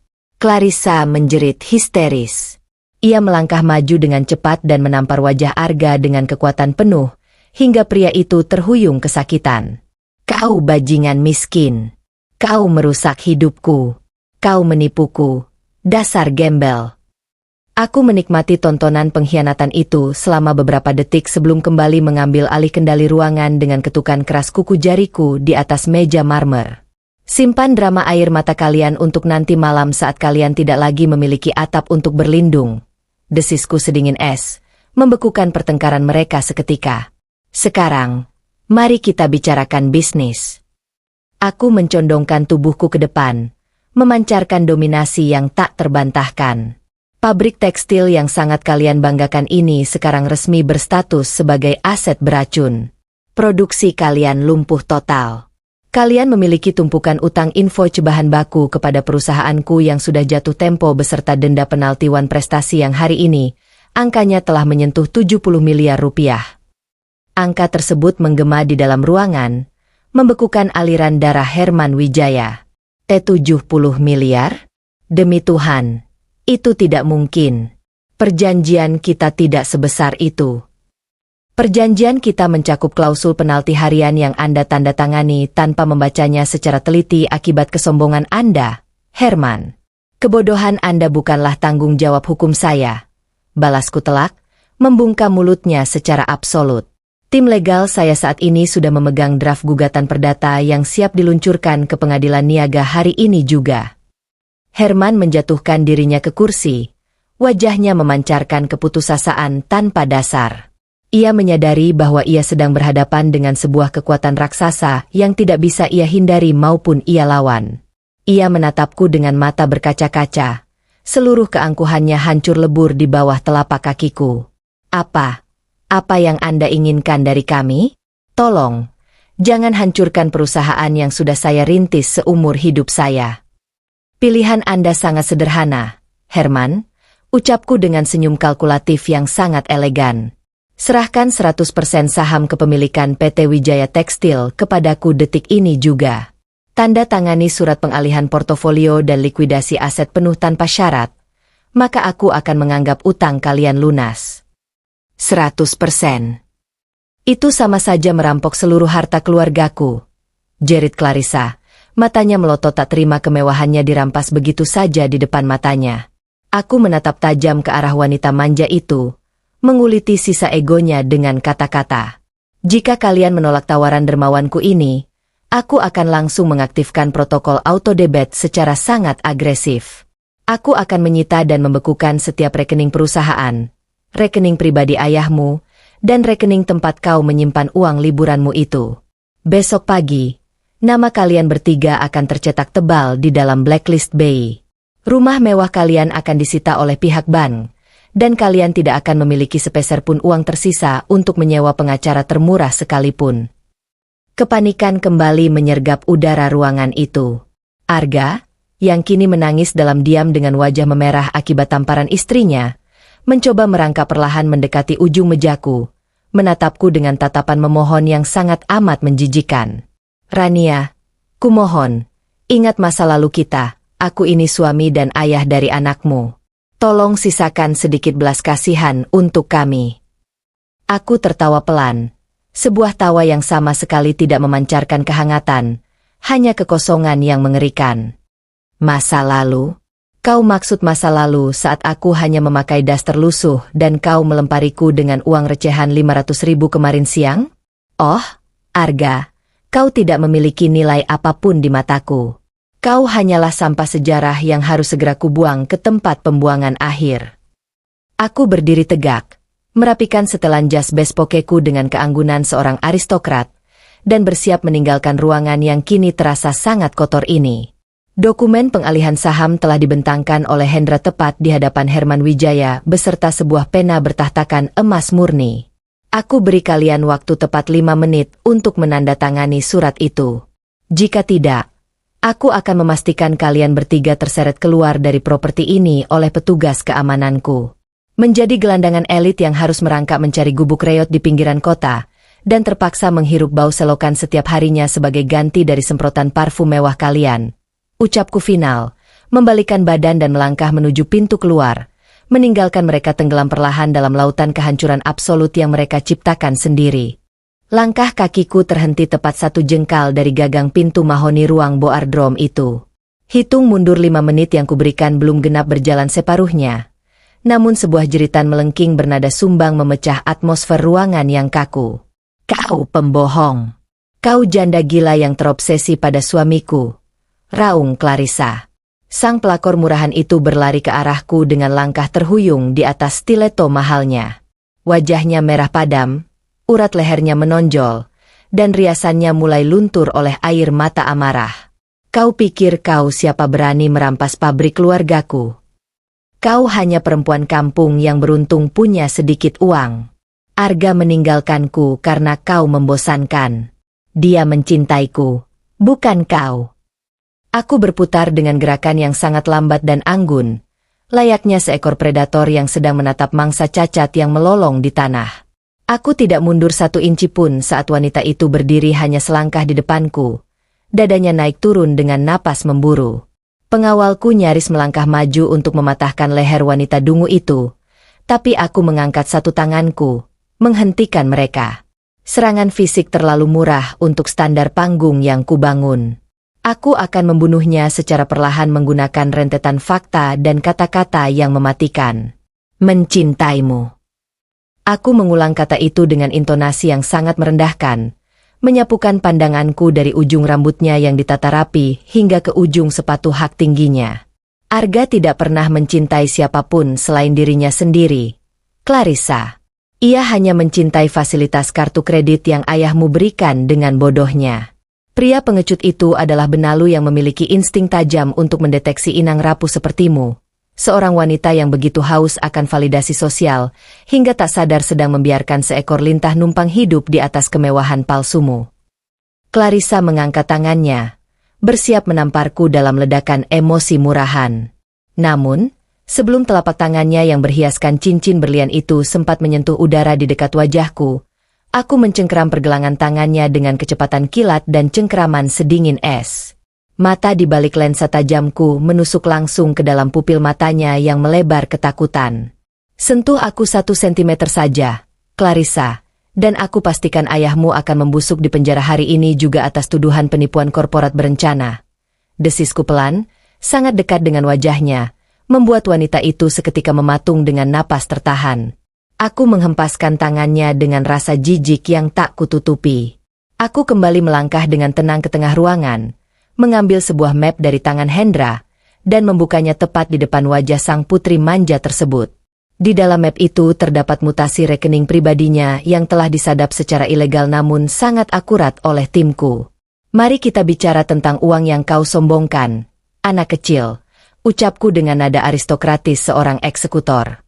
Selama 8 bulan terakhir, kau menguras kas operasional pabrik ini sebesar 3,2 miliar rupiah hanya untuk membeli tas edisi terbatas, sepatu hak tinggi, dan tiket liburan kelas 1 ke Eropa dan Bali. Kau memamerkannya di media sosial setiap hari, merasa bahwa kau adalah pewaris tahta dari kekayaan yang tak terbatas. Faktanya, kau sedang menghamburkan aset beracun dari sebuah perusahaan yang sudah mati dan menumpuk utang. Aku menampar pipi ilusinya dengan fakta legal tanpa henti. Segala proyeksi capital gain yang selama ini kau dan ayahmu lulukan saat makan malam mewah itu sudah menguap menjadi debu sejak 6 bulan lalu. Pabrik ini bertahan hidup hingga detik ini hanya karena aku, wanita yang kau sebut janda gila ini, secara sengaja membiarkan tagihan bahan baku kalian mengendap. Liburanmu, bajumu, bahkan susu super mahal untuk bayi hasil perselingkuhanmu itu, semuanya dibayar murni menggunakan belas kasihanku. Clarissa mundur selangkah demi selangkah, menggelengkan kepalanya dengan kuat seolah menolak realitas. Tidak, itu tidak mungkin, kau memanipulasi ini semua. Kenyataan memang menyakitkan bagi mereka yang terbiasa hidup dalam kebodohan yang nyaman. Balasku telak, tidak memberikan ruang bernapas sedikit pun padanya. Aku mengalihkan pandanganku pada Arga, yang kini menangis terseduh-seduh dengan wajah terbenam di telapak tangannya di sudut meja.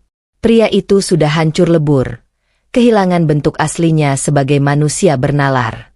Dan tentang suami tercintamu ini, Clarissa, sambungku dengan senyum sinis yang tak tertahankan. Ia bukan hanya seorang penipu ulung yang memalsukan identitas dan melakukan kejahatan poliandri.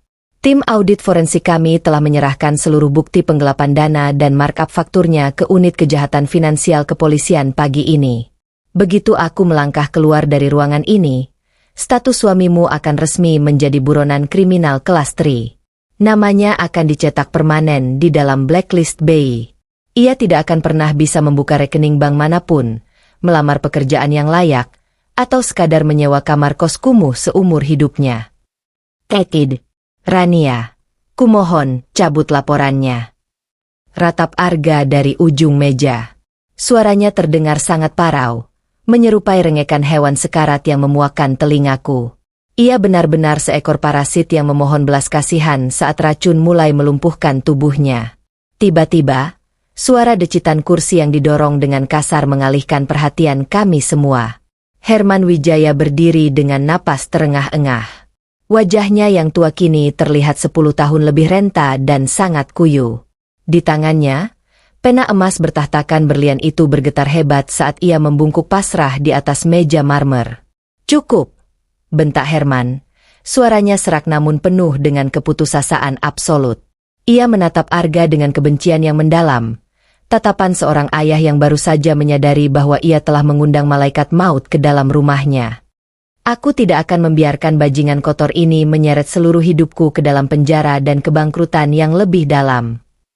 Dengan gerakan cepat yang dipenuhi rasa frustrasi dan kekalahan mutlak, Herman Wijaya menandatangani dokumen tebal yang menjadi surat kematian bagi kerajaannya. Tanda tangan yang menjadi simbol penyerahan tanpa syarat. Sebuah deklarasi resmi bahwa 100% saham kepemilikan PT Wijaya Tekstil, beserta seluruh kendali manajemen dan asetnya, kini resmi berpindah tangan ke dalam portofolio kerajaan bisnisku. Pak, apa yang Papa lakukan? Itu pabrik kita. Warisan kita. Jerit Clarissa, berlari menghampiri ayahnya dengan histeris dan mencoba merebut pena tersebut. Herman menepis tangan putrinya dengan tamparan keras di udara. Diam kau, anak bodoh. Pabrik ini sudah tamat. Jika aku tidak menandatanganinya hari ini juga, wanita ini akan mengaktifkan auto-debit ke semua rekening kita dan membekukan sisa uang terakhir di brankas pribadiku melalui gugatan perdata. Kau mau kita benar-benar tidur di pinggir jalan raya malam ini? Pemandangan keluarga yang saling menggigit dan menghancurkan satu sama lain di depan mataku ini jauh lebih memuaskan daripada alunan simfoni klasik manapun di dunia. Kekayaan palsu mereka runtuh ke tanah, menyisakan watak asli yang saling menyalahkan dan mengutuk saat nyawa mereka terjepit. Hendra dengan sigap menarik dokumen yang telah ditandatangani itu dari meja, memeriksa validitas materai dan goresan tintanya sejenak, lalu memberikan anggukan kecil dan tegas kepadaku. Proses likuidasi aset secara internal telah resmi dan legal untuk dimulai detik ini juga. Aku meraih kacamata hitam Prada milikku dan memasangnya kembali secara perlahan, menyembunyikan kilatan kepuasan mutlak yang membara di mataku. Keputusan yang sangat logis dan cerdas, Herman. Ucapku dingin, nada bicaraku sudah kembali beralih menjadi seorang pebisnis yang sepenuhnya tak tersentuh emosi. Setidaknya kau menyelamatkan sisa umur tuamu dari jeruji besi yang dingin. Tapi jangan pernah mengira kau akan keluar dari ruangan ini sebagai orang kaya. Sisa uang di rekening pribadimu yang tidak kusita hanya akan cukup untuk menyewa sebuah apartemen kecil dan makan nasi bungkus selama beberapa bulan ke depan. Aku memutar tubuhku, mengarahkan pandanganku ke arah Clarissa yang masih terisak meratapi kebodohannya di lantai, lalu menatap Arga yang masih tersungkur menyedihkan di sudut ruangan. Adapun kau, Clarissa, mahkota putri kayamu baru saja lenyap. Kau kini hanyalah istri dari seorang narapidana miskin yang tak memiliki masa depan. Silakan mulai membiasakan dirimu untuk mengenakan sisa daster lusuh yang mungkin masih bisa kau beli secara utang di pasar loak. Dan Arga. Aku memberikan jeda sejenak, sengaja membiarkan keheningan yang mencekam menyelimuti udara, meresap ke dalam tulang sumsum mereka. Aku sangat menantikan hari di mana aku tak sengaja melihatmu berubah wujud menjadi seorang gelandangan di lampu merah, menyeret langkahmu yang pincang menuju gubuk reot di pinggiran kota yang suram. Aku harap kau sangat menikmati pekatnya bau selokan yang kelak akan secara permanen menggantikan aroma parfum mewah jutaan rupiahmu itu. Karena disitulah tempat satu-satunya yang paling pantas untuk onggokan sampah sejarah sepertimu. Tanpa menunggu balasan apapun, tanpa sedikit pun menoleh kembali ke belakang untuk melihat puing-puing kehancuran yang kutinggalkan, aku memutar tumit sepatuku dan berjalan keluar dari ruang boardroom itu. Langkah kakiku diiringi oleh tangisan histeris Clarissa yang memilukan, raungan penyesalan Arga yang sangat menyedihkan, dan umpatan kasar Herman Wijaya yang mengutuk hari di mana ia bertemu menantunya. Aku melangkah masuk ke dalam lift khusus direksi dengan keanggunan seorang ratu yang baru saja memusnahkan satu kerajaan kotor dari peta peradabanku. Eksekusi tahap akhir telah selesai. Rantai keadilan finansial telah menjerat leher mereka dengan sempurna, tanpa menyisakan satupun celah untuk bernapas. Matahari pagi bersinar terik menyinari fasad marmer pualam istana kediaman keluarga Wijaya, namun tidak ada sedikit pun kehangatan yang tersisa di dalam bangunan megah tersebut. Udara di sekitarnya terasa sebeku kamar mayat. 3 unit mobil van operasional dari Bank Sindikasi Nasional terparkir melintang dengan arogan di depan gerbang utama bergaya klasik itu, diapit oleh 2 mobil patroli kepolisian yang lampu rotatornya menyala dalam diam. Pagi ini, panggung kemewahan palsu itu telah berubah menjadi arena eksekusi yang sangat brutal. Berdasarkan perintah likuidasi aset yang ditandatangani secara paksa kurang dari 24 jam yang lalu, seluruh properti atas nama Herman Wijaya kini berstatus sebagai barang sitaan. Rumah mewah yang selama ini selalu menjadi lokasi pesta kaum elit itu, kini tak lebih dari sebuah aset beracun yang harus segera dikosongkan tanpa toleransi waktu. Rantai keadilan finansial yang dirakit oleh Rania Daniswara telah mencekik leher mereka secara sistematis, tanpa memberikan jeda sedetik pun untuk sekadar mengambil napas. Di ruang tamu utama yang dihiasi lampu gantung kristal seharga ratusan juta, kekacauan absolut sedang terjadi. Herman Wijaya, pria parubaya yang selalu membanggakan capital gain dari bisnisnya saat bermain golf, kini tampak seperti orang gila yang kehilangan arah. Wajahnya merah padam, urat lehernya menonjol menahan amarah yang telah meledakkan seluruh kewarasannya. Di hadapannya, berlutut dengan postur sangat menyedihkan di atas karpet persia tebal, adalah menantu yang dulu selalu ia agung-agungkan, Arga Wiraguna. "Bangun kau, bajingan keparat," raung Herman, menendang dada Arga dengan ujung sepatu pantofelnya hingga pria itu terjerembab ke belakang. Suara Herman bergema memantul di dinding ruangan yang sedang dilucuti tanpa ampun oleh para petugas sita. "Kau hancurkan seluruh hidupku. Kau tipu keluargaku dengan omong kosongmu. Kau bilang kau eksekutif muda yang sukses. Ternyata kau hanyalah parasit kotor yang kabur membawa uang mantan istrimu." Arga merintih kesakitan, memegangi dadanya yang memar akibat tendangan keras itu. Jas sutra mahal yang ia kenakan kini kusut masai, mencerminkan harga dirinya yang telah rata dengan debu. Ia mencoba merangkak kembali ke arah kaki Herman, meratap dengan air mata buaya yang amat sangat memuakkan untuk ditonton dari sudut pandang manapun. "Pak, kumohon. Pak, beri aku satu kesempatan untuk menjelaskan. Aku bisa mencari pinjaman dana dari relasiku yang lain. Aku akan mengembalikan semuanya. Aku janji." Rengek Arga, suaranya pecah dan bergetar hebat, memperlihatkan wujud asli seekor benalu yang panik luar biasa saat inang tempatnya numpang hidup secara tiba-tiba mencabut seluruh pasokan darahnya. "Pinjaman dari mana? Hah? Dasar idiot." Herman menjambak rambut Arga yang tertata rapi, menarik wajah pria itu mendekat dengan sangat kasar hingga dahi mereka nyaris bersentuhan. "Nama kita bertiga sudah masuk ke dalam blacklist BI sejak tadi malam. Mantan istrimu yang psikopat itu telah mengaktifkan sistem autodebit gila dan menyedot habis sisa uang tunai di brankas pribadiku. Wanita itu telah mengirimkan salinan gugatan perdata dan hasil audit forensik secara langsung ke meja penyidik kepolisian. Kita tidak punya uang sepeser pun untuk makan siang hari ini." Di sudut ruangan yang lain, penderitaan yang sama parahnya sedang menimpa Clarissa Wijaya. Ia sedang berteriak histeris, saling tarik-menarik dengan seorang petugas sita wanita dari pihak bank. Petugas tersebut sedang menyita puluhan tas Hermes dan Chanel edisi terbatas milik Clarissa untuk segera dimasukkan ke dalam kotak barang sitaan.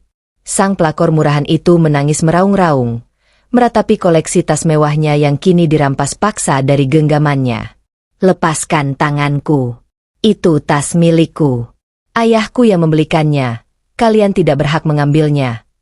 Jerit Clarissa meronta-ronta, riasannya luntur dan berantakan, mengubah wajah cantiknya menjadi topeng keputusasaan yang sangat menggelikan. Ia menatap Arga dengan kebencian yang mendidih hingga ke ubun-ubun. "Ini semua 100% salahmu. Gembel kotor. Gara-gara kau membawa istrimu yang gila itu ke dalam hidupku, aku kehilangan segalanya. Aku akan menceraikanmu hari ini juga." Arga menatap istrinya dengan pandangan memelas yang kosong. "Clarissa, sayang, kuingatkan padamu. Kita punya bayi. Jangan tinggalkan aku saat aku sedang jatuh seperti ini. Sayang kepalamu." Clarissa meludah dengan penuh kebencian tepat ke lantai marmer di dekat wajah Arga, memancarkan rasa jijik yang sangat absolut. Ia perlahan mulai menyadari realitas yang mengerikan. Gaya hidup mewahnya telah resmi berakhir. Sebentar lagi, ia mungkin harus membuang seluruh keangkuhannya, mengenakan daster lusuh murahan, dan berdesakan di angkutan umum atau pasar tradisional layaknya rakyat jelata yang selama ini selalu ia pandang sebelah mata. Herman Wijaya, yang sudah kehilangan seluruh rasa simpatinya, memutar tubuhnya dan menoleh ke arah dua petugas keamanan pribadinya. Mereka masih setia berdiri di dekat pintu semata-mata karena menunggu sisa pesangon yang tidak akan pernah cair. "Seret bajingan penipu ini keluar dari propertiku sekarang juga. Lepaskan jas, jam tangan, dan sepatu yang pernah kubelikan untuknya. Biarkan dia pergi dari sini dengan pakaian celana dalam dan kemeja." "Lusuhnya saja," perintah Herman dengan rahang mengeras, tanpa menyisakan secuil pun belas kasihan. Kedua petugas berbadan masif itu langsung melangkah maju, mencengkeram kedua lengan Arga dan mengangkat tubuhnya dengan sangat kasar. Arga meronta-ronta dengan sisa tenaganya, berteriak memohon ampun, namun tenaganya sama sekali tak sebanding. Di teras depan, petugas keamanan itu dengan brutal melucuti jas mahal, sepatu kulit buatan Italia, dan jam tangan tiruan yang selalu Arga banggakan untuk memikat wanita. Pria itu didorong dengan sangat keras hingga tubuhnya terpelanting, berguling, dan mencium aspal jalan raya tepat di depan gerbang perumahan elit tersebut. Tepat pada detik ia mendarat dengan lutut berdarah dan telapak tangan yang lecet di atas aspal yang panas. Dua anggota unit reserse kepolisian berseragam preman melangkah turun dari mobil patroli mereka. Mereka berjalan tenang menghampiri Arga yang masih meringkuk memegangi perutnya. Salah satu polisi membentangkan selembar kertas berlogo resmi kepolisian dengan stempel tinta merah menyala. "Saudara Arga Wiraguna, kami membawa surat perintah penangkapan atas nama Anda, berdasarkan laporan kasus pemalsuan identitas, kejahatan bigami, dan penggelapan dana korporat berkelanjutan, ucap polisi tersebut dengan intonasi datar, membacakan vonis legal yang secara permanen menghancurkan sisa-sisa masa depan Arga. Borgol besi yang sangat dingin berbunyi klik tajam saat dikunci erat di kedua pergelangan tangan Arga. Tidak ada lagi pangeran tampan yang memikat dengan senyum arogannya. Yang ada di aspal itu hanyalah wujud seorang pesakitan yang sangat pantas disebut sebagai gelandangan. Ia diseret paksa menuju bangku belakang mobil patroli yang pengap. Saat Arga menundukkan kepalanya yang hancur lebur, hidungnya menangkap aroma busuk dari selokan pinggir jalan yang menggenang hitam di dekat kakinya. Bau selokan itu menyeruak masuk ke rongga penciumannya, meresap ke dalam paru-parunya, menjadi parfum alami baru yang akan menemaninya sepanjang sisa umurnya di balik jeruji besi. Dari balik gerbang raksasa yang kini telah digembok rantai tebal dan disegel pita kuning oleh pihak bank, Herman dan Clarissa diusir keluar tanpa ampun. Mereka hanya diizinkan membawa 2 buah tas kain murahan berisi pakaian ganti seadanya. Beberapa mobil mewah milik teman-teman sosialita Clarissa melintas pelan di depan mereka, namun kaca jendela mobil-mobil itu tertutup rapat, sengaja menghindari kontak mata dengan keluarga yang telah jatuh miskin itu. Ayah dan anak yang dulu begitu sombong tersebut kini terpaksa berjalan kaki menembus terik matahari yang memanggang kulit. Mereka tidak memiliki arah tujuan yang jelas, bersiap mencari tumpangan bus kota menuju sebuah gubuk reot di pinggiran kota industri, tempat di mana penderitaan sejati mereka baru saja akan dimulai. Jauh dari lokasi yang kumuh dan menyedihkan itu, tepat di puncak Menara Daniswara, di dalam ruang kerja VVIP yang bersuhu sejuk dan dihiasi perabotan elegan, Rania Daniswara duduk bersandar dengan sangat nyaman di kursi kebesarannya. Sang eksekutor itu sedang menikmati tayangan langsung dari kamera keamanan jalan raya yang diretas oleh tim intelijennya. Layar monitor raksasa itu menampilkan visual tanpa suara dari Arga yang diseret masuk ke mobil polisi, serta siluet Herman dan Clarissa yang berjalan tertatih membawa kantong kain layaknya gembel buangan. Rania menyilangkan kakinya dengan anggun, menyesap teh chamomile hangatnya secara perlahan. Senyum aristokratis dan penuh dominasi tersungging di bibirnya yang dipoles lipstik merah gelap. Tidak ada sedikit pun penyesalan maupun rasa kasihan yang terlintas di dalam benaknya yang dingin. Rencana balas dendamnya telah tereksekusi dengan kesempurnaan dan presisi matematis. Ia telah memastikan musuh-musuhnya tersingkir mutlak dari dalam portofolio kehidupannya selamanya. Mereka yang dulu berani menindasnya dan membuangnya seperti debu, kini secara resmi telah terdegradasi secara permanen menjadi onggokan sampah sejarah yang tak berharga, dibiarkan membusuk selamanya di dalam kebodohan dan keserakahan mereka sendiri. Hak-hak veto sang ratu telah berbicara, dan keadilan finansial telah ditegakkan dengan sangat brutal, mematikan, dan tanpa ampun. Hujan deras yang mengguyur sejak semalaman baru saja reda, menyisakan genangan air hitam pekat yang meluap dari saluran pembuangan di sebuah kawasan permukiman padat penduduk di pinggiran kota industri. Udara di tempat itu terasa lengket, pengap, dan dipenuhi oleh aroma busuk kotoran manusia yang sangat menyengat. Itulah bau selokan yang kini menjadi parfum permanen bagi para penghuni baru di sebuah petak gubuk reot beratap seng karatan yang bocor di 3 titik berbeda. Tidak ada lagi semprotan parfum desainer dari Paris yang dulu selalu mereka banggakan untuk menutupi kebusukan hati mereka. Di tempat pembuangan manusia ini, hanya ada aroma keputusasaan absolut yang menguar tajam dari setiap sudut ruangan yang lembab. Di atas sebuah kasur busa tipis yang diletakkan langsung beralaskan lantai semen dingin, Clarissa Wijaya duduk menekuk lututnya. Sang mantan sosialita elit yang selalu memandang rendah orang miskin itu kini tampak tak lebih dari seorang gembel jalanan yang mulai kehilangan akal sehat. Wajahnya yang dulu selalu dilapisi riasan mahal kini pucat pasi, kuyu, dan dihiasi kantung mata hitam yang menebal.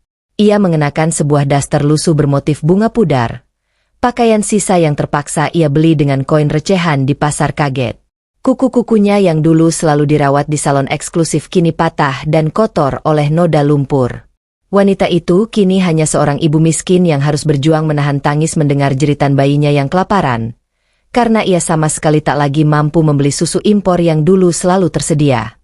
Sang pelakor murahan itu menatap sekeliling ruangan berukuran 3 kali 4 meter tersebut dengan pandangan kosong yang menyiratkan histeria yang siap meledak kapan saja. Dinding tripleks lapuk yang mengelilinginya dipenuhi bercak jamur kehitaman. Suara deru mesin pabrik rongsokan dari seberang jalan berpadu dengan tangisan bayinya, menciptakan sebuah simfoni neraka dunia yang menyiksa gendang telinganya tanpa henti. "Diam! Bisakah kau diam saja?" bentak Clarissa dengan suara parau yang menyedihkan, mengguncang bahu bayinya dengan kasar dalam ledakan frustrasi yang tak terkendali. Namun, bayi itu justru menangis semakin kencang, menuntut hak nutrisi yang tak lagi bisa dipenuhi oleh ibunya yang kini tak memiliki harga diri. Di sudut ruangan yang lain, duduk menyandar pada tiang kayu yang keropos, Herman Wijaya terbatuk-batuk keras hingga dadanya terguncang hebat. Pria parubaya yang dulu selalu berteriak angkuh saat memimpin rapat direksi itu kini terlihat sangat rapuh, tua, dan menyedihkan. Ia meraba dadanya yang sesak, tidak memiliki uang sepeser pun untuk membeli obat atau sekadar memeriksakan diri ke klinik terdekat. Seluruh sisa uang tunainya telah terkuras habis hingga angka 0 oleh sistem autodebit tanpa ampun yang dieksekusi sesaat setelah dokumen likuidasi aset ditandatanganinya. Herman mengangkat kepalanya perlahan, menatap putrinya dengan sorot mata yang dipenuhi kebencian dan penyesalan mendalam. "Ini semua 100% salahmu, anak dungu. Jika saja kau tidak membawa bajingan penipu itu masuk ke dalam rumahku, jika saja kau tidak terus-menerus menghamburkan kas perusahaan untuk tas dan liburan sialanmu itu, kita tidak akan pernah berakhir membusuk di tempat sampah ini." Clarissa menoleh dengan sangat kasar. Amarahnya ikut meledak tak terkendali merespons makian ayahnya. "Kenapa papa selalu menyalahkanku? Papa sendiri yang dengan bodohnya mengangkat pria gembel itu menjadi direktur operasional. Papa yang selalu menyombongkan capital gain fiktif dan sengaja mengabaikan peringatan utang kita. Papa yang membiarkan diri papa ditipu mentah-mentah oleh seekor benalu. Jangan bertingkah seolah papa adalah korban yang tak berdosa di sini." Pertengkaran itu meledak sangat sengit di dalam ruang sempit tersebut. Ayah dan putri yang dulu selalu bersekutu untuk merendahkan rakyat jelata kini saling mencakar dan mengutuk bak dua ekor anjing liar yang memperebutkan sisa tulang. Mereka tidak sadar bahwa saling menyalahkan sama sekali tidak akan pernah mengubah status hukum mereka. Nama mereka kini telah resmi dicetak tebal di dalam blacklist BI. Tidak akan ada satupun bank yang mau memberikan pinjaman. Tidak ada satupun mantan relasi bisnis yang sudi mengangkat telepon mereka. Semua pintu telah ditutup rapat.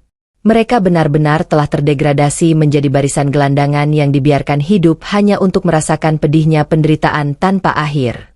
Jauh dari permukiman kumuh itu, di balik tembok beton raksasa berlapis kawat berduri rumah tahanan negara, penderitaan yang tak kalah brutal sedang dialami oleh pangeran palsu mereka, Arga Wiraguna. Pria yang dulu selalu membanggakan wajah rupawan dan jas desainer miliaran rupiah itu, kini meringkuk ketakutan di sudut sel tahanan berukuran 2x3 meter. Terpaksa berbagi ruang pengap dengan 7 orang narapidana kriminal kelas berat lainnya. Kepalanya telah digunduli secara paksa oleh penjaga pada hari pertama ia tiba. Seragam tahanan berwarna oranye bernomor dada itu tampak kedodoran di tubuhnya yang mulai mengurus drastis akibat stres berat dan makanan penjara yang berjamur. Arga yang dulu sangat arogan dan merasa dirinya adalah penguasa dunia, kini hanyalah kasta terendah di dalam rantai makanan penjara. Ia masuk dengan status sebagai penipu wanita dan penggelap dana, sebuah status yang membuatnya menjadi bulan-bulanan para tahanan senior yang jauh lebih buas. Semalam, ia baru saja dipukuli habis-habisan hingga babak belur karena menolak mencucikan pakaian kotor dan membersihkan toilet milik kepala sel. Wajah tampannya kini dipenuhi luka lebam ungu kehitaman, bibirnya pecah berdarah, dan tatapan matanya kosong. Pria yang dulu selalu numpang hidup dan merasa seperti Raja Lalim itu kini benar-benar diperlakukan layaknya parasit menjijikkan yang halal untuk diinjak-injak kapan saja oleh siapa saja. Arga menatap jeruji besi karatan di depannya dengan tatapan kosong yang dipenuhi penyesalan berdarah.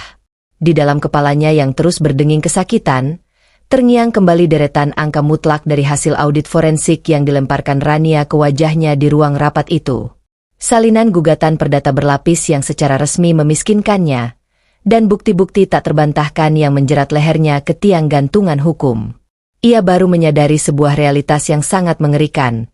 Sang mantan istri tidak pernah melakukan ini karena luapan emosi sesaat. Wanita itu telah merancangnya dengan presisi matematis sejak hari pertama, menggunakan hak veto absolutnya untuk menghancurkan setiap pilar kehidupannya tanpa sisa. Arga menutup wajahnya dengan kedua telapak tangannya yang gemetar dan kotor, menangis terseduh-seduh dalam keheningan malam penjara yang sangat membekukan tulang. Ia meratapi nasibnya yang hancur lebur. Ia baru menyadari secara penuh bahwa kemewahan yang ia curi dari keluarga Wijaya tak lebih dari sekadar tumpukan aset beracun yang pada akhirnya menelan nyawanya sendiri. Keadilan telah jatuh, dan semesta menolak untuk memberikan secuil pun belas kasihan pada mereka. Di tempat yang jauh, di puncak gedung pencakar langit yang tak tersentuh oleh duka lara dan ratapan menyedihkan kaum yang kalah, sang eksekutor sama sekali tak peduli. Rania Daniswara tidak lagi merasa perlu untuk menoleh ke belakang atau memantau layar intelijennya. Balas dendamnya tidak menyisakan ruang untuk pemberian maaf. Ia telah membersihkan dunianya dari hama secara permanen. Ia telah mengunci seluruh laporan portofolio musuhnya tanpa ragu. Herman yang terbatuk darah di atas kasur tipis, Clarissa yang menjerit meratapi sisa hidupnya dalam kemiskinan ekstrim, dan Arga yang membusuk hancur lebur di sudut sel tahanan berbau pesing. Mereka semua telah dipaku mati pada garis nasib baru yang tak bisa diubah. Bagi sang ratu rantai pasok, mereka kini murni dan secara harfiah hanyalah seonggok sampah sejarah yang tak akan pernah lagi diingat, dilirik, atau dihiraukan oleh peradaban umat manusia. 6 bulan telah berlalu sejak eksekusi finansial paling brutal di kota ini dijatuhkan. Gedung pabrik raksasa yang dulunya sekarat dan dipenuhi aset beracun, akibat salah urus itu kini telah berdiri kembali dengan kemegahan luar biasa memukau. Papan nama logam beraksara emas murni kini tertancap angkuh di atas gerbang utama, PT Daniswara Tekstil. Sebuah trofi monumental yang direbut melalui taktik likuidasi aset paling berdarah dingin. Rania Daniswara berdiri dengan postur aristokratis sempurna di balkon kaca ruang boardroom lantai tertinggi. Setelan jas bespoke putih gading rancangan desainer Paris membalut tubuhnya, menciptakan kontras yang sangat mematikan dengan aura gelap yang ia gunakan untuk menghancurkan musuh-musuhnya. Segelas wine merah berkelas dari kebun anggur tertua di Bordeaux tergenggam elegan. Matanya sedingin es menatap ke bawah, mengawasi ribuan buruh yang kini bekerja dengan disiplin korporat di bawah panjinya. Melalui rentetan gugatan perdata yang diselesaikan tanpa celah oleh tim legalnya, manuver ini tercatat sebagai pengambil alihan paksa paling ditakuti. Rania menggunakan hak veto mutlaknya untuk membersihkan seluruh jajaran direksi lama. Ia membedah ulang struktur perusahaan melalui audit forensik lanjutan, mengubah lautan utang menjadi angka capital gain yang melesat menembus langit hanya dalam 2 kuartal. Rania sang eksekutor sukses merangkai mahakarya kehancuran menjadi kebangkitan imperiumnya. Sebulan yang lalu, Rania menerima surat bertulisan tangan gemetar dari Herman Wijaya. Surat itu memohon belas kasihan, mengemis dikembalikan 1% saham untuk biaya berobat. Rania hanya menatap kertas berjamur itu 2 detik sebelum memasukkannya ke mesin penghancur tanpa membacanya sampai akhir. Memberikan pengampunan pada lintah darat yang telah dipatahkan taringnya adalah kebodohan fatal yang pantang dilakukan oleh seorang penguasa sejati. Di sudut ruang kerjanya, putra kecilnya tampak bermain damai di atas karpet Persia. Bocah itu adalah pewaris tunggal kerajaan logistik ini. Ia tak akan pernah tahu bahwa ayah kandungnya hanyalah seekor parasit kotor. Rania memastikan masa depan putranya 100% steril dari genetik kemiskinan mental pria pengecut tersebut. Keadilan Rania tanpa ampun, tetapi memberikan kedamaian absolut. Sementara Rania bersulang dengan kemenangan, neraka dunia terus berpesta di sudut lain kota. Jauh di luar peradaban metropolitan, di sebuah kawasan kumuh yang tak tercatat di peta, penderitaan absolut mencekik sisa napas keluarga Wijaya. Di dalam sebuah gubuk reot beratap seng bocor yang selalu digenangi genangan air kotor, Clarissa dan Herman hidup layaknya tikus got di dalam sangkar keputusasaan. Mereka tidak memiliki apapun selain rasa benci. Sang mantan sosialita yang merasa dirinya penguasa dunia itu kini tak lebih dari seorang gelandangan tanpa harga diri. Clarissa sangat kurus. Matanya cekung menyiratkan histeria. Ia mengenakan daster lusuh murahan yang seratnya telah robek. Sang pelakor murahan itu harus berjalan 2 kilometer setiap subuh berdesakan demi air sumur. Ia terpaksa menelan makian tetangga yang muak mendengar tangisan bayinya yang kelaparan sepanjang waktu. Penderitaan itu semakin memuakkan dengan kehadiran Herman. Pria tua yang dulu angkuh memecat buruh sesuka hati itu kini terbaring lumpuh di atas tikar pandan. Rekening mereka disedot habis ke angka nol mutlak oleh sistem autodebit bank yang menagih sisa denda wan prestasi. Nama ayah dan anak itu terkunci mati di dalam blacklist BI, menjauhkan mereka dari segala bentuk pertolongan medis maupun sosial. Setiap malam, bau selokan hitam tepat di depan pintu selalu menyeruak masuk. Ini semua salahmu, Papa. Salahmu mengizinkan pria benalu itu masuk. Racau Clarissa berulang kali dengan tatapan kosong. Herman hanya menangis dalam diam, meratapi kebodohannya memberikan karpet merah pada seorang pembohong yang numpang hidup dan membakar seluruh kerajaannya. Di dimensi neraka yang berbeda, Arga Wiraguna sedang menjalani sisa hidupnya sebagai entitas paling hina di muka bumi. Di dalam sel tahanan tingkat keamanan maksimum, Arga meringkuk ketakutan di pojokan. Wajah yang dulu ia rawat untuk menipu sosialita kini dipenuhi luka memar dan bekas sayatan pisau. Dua gigi depannya rontok akibat pukulan sesama narapidana saat berebut air minum kotor. Tubuh Arga yang terbiasa fasilitas mewah kini menderita penyakit kulit akut. Ia difungsikan sekadar sebagai budak pembersih kakus bagi tahanan pembunuh bayaran. Arga tidak memiliki satupun kerabat yang sudi menjenguknya. Clarissa telah mengirimkan surat cerai. Setiap ia mengingat jas sutranya, bayangan wajah dingin Rania muncul menggoreskan pisau penyesalan terdalam. Ia baru sadar, wanita yang dulu ia buang justru menjelma menjadi malaikat maut paling kejam. Segala upaya licik Arga merangkak naik ke piramida kekayaan justru membawanya terjun menembus dasar jurang beracun.